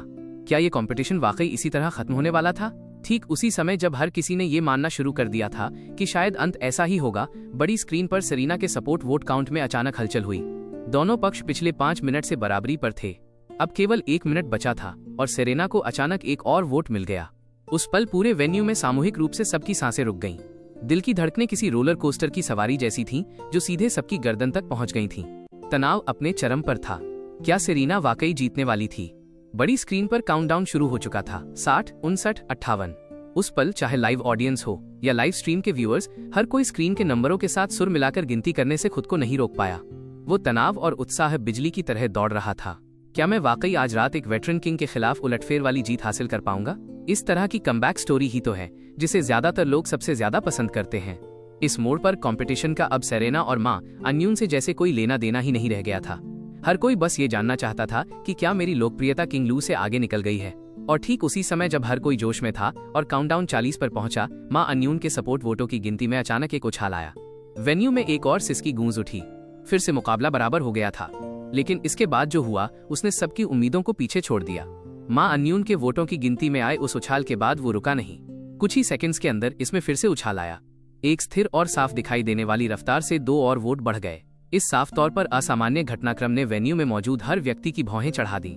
जो कोई भी ये वोट डाल रहा था वो सैन्य सटीकता, मिलिट्री प्रिसिजन के साथ काम कर रहा था। यह ऐसी चीज नहीं थी जिसे साधारण फैंस अंजाम दे सके। वोटों की गिनती का इस तरह प्रोफेशनल और एक समान रफ्तार से बढ़ना बिल्कुल किसी असेंबली लाइन के काम जैसा लग रहा था। इसे देखकर हर किसी के मन में बेचैनी होने लगी। ऑडियंस अभी तक पूरी तरह समझ नहीं पाई थी कि क्या हो रहा है, लेकिन जजों, स्टेज पर मौजूद कंटेस्टेंट्स और बैकस्टेज से देख रहे रेन चाओ को उस पल सब साफ समझ आ गया। किसी ने पेड वोट मैनिपुलेटर्स, वोट खरीदने वाले को काम पर लगाया था। रेन चाओ ने अपनी मुट्ठी भींच ली। ये दूसरी बार था। दूसरी बार किसी ने उनके प्रोग्राम में हेराफेरी करने की कोशिश की थी। और सबसे बुरा हिस्सा ये था कि वो इस बारे में कुछ नहीं कर सकते थे। इस सीजन में जब उन्होंने कंटेस्टेंट्स को इनवाइट किया था तो कई ऐसी खामियां जो पहले कभी सामने नहीं आई थीं, अब दिखने लगी थीं। उन्होंने हर कंपनी के साथ एग्रीमेंट साइन किया था कि कोई वोट मैनिपुलेशन नहीं होगा, लेकिन अब कोई खुलेआम ऐसा कर रहा था। रेन चाओ जानते थे कि ये शंक्षी एंटरटेनमेंट नहीं हो सकता। कॉन्ट्रैक्ट तोड़ने की पेनल्टी उस फायदे से कहीं ज्यादा थी जो मां अन्यून के जीतने से मिल सकता था। और इसके अलावा ये तो फिनाले का सिर्फ दूसरा राउंड था। चैंपियनशिप कौन जीतेगा ये अभी तय नहीं था। यिंग है एंटरटेनमेंट की संभावना और भी कम थी क्योंकि सरीना उनकी अपनी कंटेस्टेंट थी। अब बचे टीएनमी एंटरटेनमेंट और वे छोटी मध्यम दर्जे की एंटरटेनमेंट कंपनियां। रेन चाओ तुरंत उनका गणित समझ गए। कुछ लोग ऐसे थे जो बस मुझे ऊपर उठते हुए नहीं देखना चाहते थे। भले ही रेन चाओ अब समझ चुके थे कि क्या हो रहा है, वे बेबस थे। वे सिर्फ एक डायरेक्टर थे। इन कंपनियों पर उनका कोई बस नहीं था। यहाँ तक कि उनके पीछे खड़ी कंपनी भी इतने सारे प्रतिस्पर्धी समूहों के खिलाफ नहीं टिक सकती थी। ये एंटरटेनमेंट वर्ल्ड था। ये लानत भरा एंटरटेनमेंट वर्ल्ड वाकई सुधार के परे था। रेन चाओ ने अपने सामने वाली टेबल पर घूंसा मारा। जबड़ा भींचते हुए उन्होंने अपनी बात कही। फिर उन्होंने अपनी आंखें बंद की और गहरी सांस लेने लगे। आखिरकार अपनी भावनाओं को शांत करने के बाद रेन चाओ की नजरें स्थिर हो गईं, जैसे उन्होंने कोई बड़ा फैसला कर लिया हो। उन्होंने अपनी जेब से फोन निकाला और कंपनी का नंबर डायल किया। स्टेज पर सामने की ओर ऑडियंस वोट के फाइनल नतीजे आ चुके थे। मां अन्यून ने कई हजार वोटों के अंतर से जीत हासिल कर ली थी, लेकिन उनके और किंग लू के चेहरे पर खुशी का कोई नामो निशान नहीं था। इस तरह से हासिल की गई जीत उनके कलाकार होने की पहचान पर किसी अपमान से कम नहीं थी। वेन्यू जो अभी तक तनाव के चरम पर था, अब भयानक रूप से ठंडा पड़ गया था। नीचे बैठी ऑडियंस जैसे सुन्न खड़ी थी। अगर अंत में कुछ वोटों या कुछ दर्जन वोटों से पासा पलटता तो वह पूरी तरह अपेक्षित होता। हमेशा कोई न कोई देर से वोट करता ही है, लेकिन इतनी बड़ी संख्या में पूरी तरह सिंक्रोनाइज तरीके से वोटों का अचानक बढ़ना बहुत अजीब था। लाइव स्ट्रीम में लोगों ने पहले ही शक जताना शुरू कर दिया था। ऑडियंस की आंखें तेज थीं। इतनी साफ तौर पर गलत चीज वे बेवकूफ नहीं थे। क्या चल रहा है? अभी मेरा दिल लिटरली गले तक आ गया था और फिर अचानक ये हो गया। फिर से हेरा फेरी? यह सही नहीं लग रहा। मां अन्यून के पास जीतने का मौका तो था ही। अभी भी दर्जनों सेकंड्स बचे थे। मुझे किंग लू के कैरेक्टर पर भरोसा है। प्रोडक्शन टीम इतनी बेवकूफ नहीं होगी कि ऐसी हरकत करे। शायद बाहर का कोई व्यक्ति मामला बिगाड़ रहा है। Paid vote manipulation, paid vote manipulation. फिर गिनती का क्या? आप इस बारे में क्या कर सकते हैं? हार तो हार है। हम अभी भी एक और राउंड पकड़ सकते हैं। आप ऐसा नहीं कह सकते।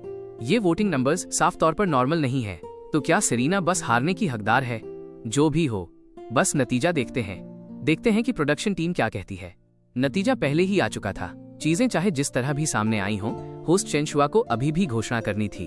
उन्होंने बेबसी भरे अंदाज में अपना माइक्रोफोन उठाया। उन्होंने बोलने के लिए अपना मुंह खोला ही था कि डायरेक्टर रेन चाओ को बैकस्टेज से जल्दी में बाहर आते देखा, जो चेन शुआ के पास झुककर धीरे से कुछ कह रहे थे। उनकी बात सुनने के बाद चेन शुआ ने साफ राहत के साथ माइक्रोफोन रेन चाओ को थमा दिया। रेन चाओ ने माइक्रोफोन लिया, स्टेज पर मौजूद चारों लोगों की ओर हल्का सा सिर हिलाया और फिर ऑडियंस की ओर मुड़े। नमस्ते आप सभी को, हम फिर मिले। मैं इस शो का डायरेक्टर रेन चाओ हूँ। अब से आगे की होस्टिंग मैं संभालूंगा।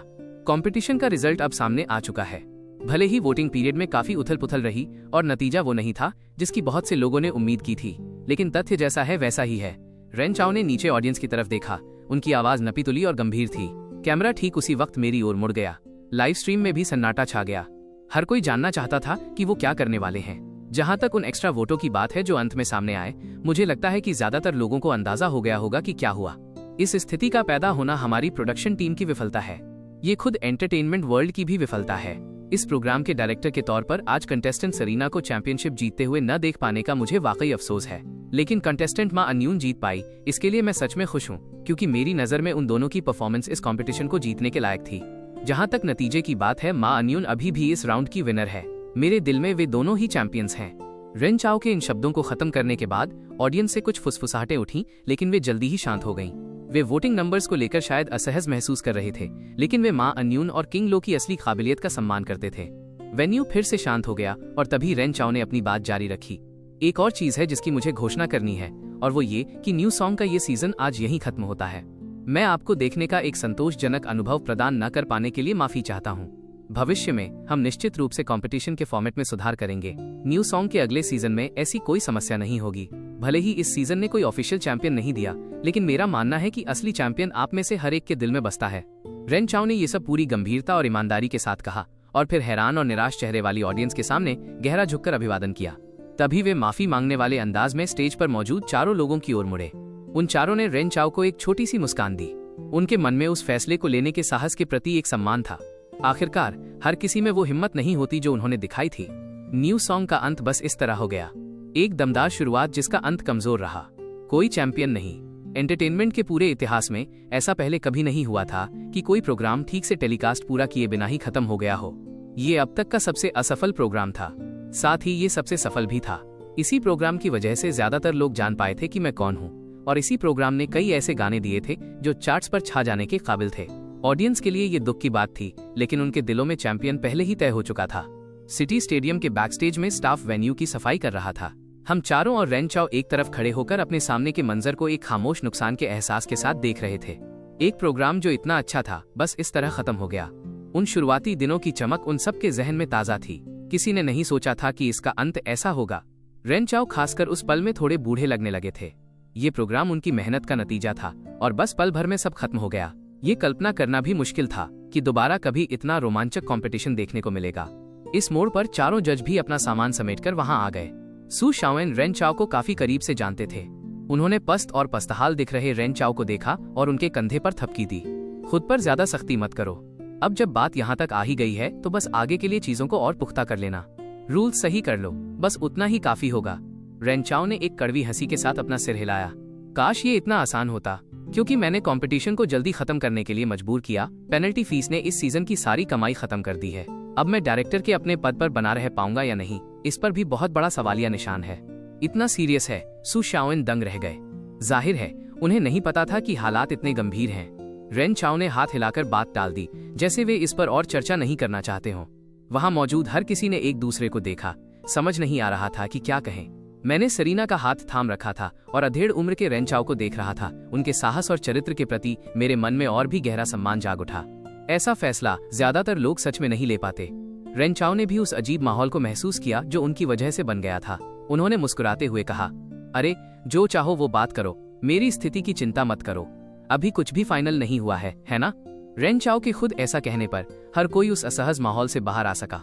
किंग लू जो सबसे बड़े थे, उन्होंने सबसे पहले नया टॉपिक शुरू किया।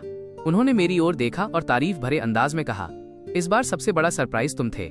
मैं अभी से इसकी कल्पना कर सकता हूँ। आने वाले सालों में चाइनीज म्यूजिक वर्ल्ड के शिखर पर एक सीट होगी जिस पर तुम्हारा नाम लिखा होगा। किंग लू की नजरें सच्ची सराहना से भरी थीं, और इससे मुझे थोड़ी शर्मिंदगी महसूस हुई। मैंने प्रशंसा के लायक ऐसा कुछ नहीं किया था। ये सब उन लोगों का काम था जो मेरी मूल दुनिया में मुझसे पहले आए थे। इससे पहले कि मैं जवाब दे पाता, शाओ चेन बीच में बोल पड़े, बिल्कुल, किंग लू एकदम सही कह रहे हैं। जेम्स रिवर्स, तुम इतने टैलेंटेड हो। मुझे आश्चर्य है कि क्या मुझे कभी तुमसे गाना लिखवाने का सम्मान मिलेगा। वहां मौजूद सभी लोगों ने सू शाओएन की बात सुनी और उनकी आंखें चमक उठी। वे सब मेरी ओर देखने लगे। वेटरन कलाकार होने के नाते वे स्वाभाविक रूप से अपना एक बेहतरीन गाना चाहते थे। ऐसा नहीं था कि उनके पास गानों की कमी थी, बल्कि उनके पास असाधारण गानों की कमी थी। वे अच्छी तरह समझते थे कि ये लड़का इतना खास क्यों है। असल में मैंने जो कुछ भी लिखा था वो टॉप टियर था। मैंने उनके चेहरों पर वो भूखी हुई अभिव्यक्ति देखी और जल्दी से हाथ हिलाया। आप सभी मेरे सीनियर्स हैं, कृपया इस तरह मेरी तारीफ न करें। अगर आगे चलकर मौका मिला तो मैं निश्चित रूप से कोशिश कर सकता हूँ। तो ये तय रहा। सेरेना, अब तुम जलना मत। मुझे तभी एहसास हुआ कि सू शाओन काफी नेचुरल कॉमेडियन है। जैसे ही उनके शब्द खत्म हुए, सेरेना का चेहरा हल्का गुलाबी हो गया। उसका हाथ अभी भी मेरे हाथ में था, जैसा कि शुरू से था। शाओ चेन की छेड़खानी सुनकर उसने जल्दी से अपना सिर हिलाया। मैं जेम्स रिवर्स से नहीं जलूंगी। जब गाना लिखने की बात आती है तो उसका हमेशा अपना दिमाग होता है। शाओ चेन ने ये सिर्फ मजाक में कहा था, लेकिन सेरेना को इतना संजीदगी से जवाब देते देख वे रुके और फिर सब हंस पड़े। उनमें से किसी ने उम्मीद नहीं की थी कि स्टेज पर इतनी चमकने वाली सेरेना असल जिंदगी में इतनी कोमल और मासूमियत से संजीदा इंसान होगी। ग्रुप इकट्ठा हुआ और कुछ देर तक बातें और हंसी मजाक चलता रहा। अलग होने से पहले रेन चाओ और किंग लू सहित सभी जजों ने मुझे वी चैट पर ऐड किया। जहां तक मां अन्यून की बात है, उसने मुझे ऐड नहीं किया, लेकिन उसने सेरेना को दोस्त के तौर पर ऐड कर लिया। कंपटीशन के इन 2 राउंड्स के बाद वे दोनों एक दूसरे से काफी अच्छी तरह परिचित हो गए थे। पूरा ग्रुप स्टेडियम से बाहर निकला और अपने अपने रास्ते चल दिया। आमतौर पर इंडस्ट्री के रिवाज के मुताबिक जब कोई प्रोग्राम पूरी तरह खत्म होता है तो हर कोई रैप पार्टी के लिए इकट्ठा होता है और प्रोग्राम के सफल समापन का जश्न मनाता है। लेकिन इस बार शो के अप्रत्याशित अंत के कारण रैप पार्टी कभी नहीं हुई। जब मां अन्यून कंपनी की वैन में बैठी तो उसने खिड़की से देखा कि सेरेना और मैं अपनी कार में बैठते समय बात कर रहे थे। फिर हमारी कार उसकी कार से आगे निकल गई। कार को एग्जिट से ओझल होते देख मां अन्यून के चेहरे पर सोचमग्न और थोड़ी दूर की अभिव्यक्ति थी। वो सच में सेरेना से ईर्ष्या करती थी। उसने सोचा कि सेरेना टैलेंटेड थी, उसका व्यक्तित्व शानदार था और वो सुंदर थी, और सबसे महत्वपूर्ण बात, उसके पास एक अच्छा पति था।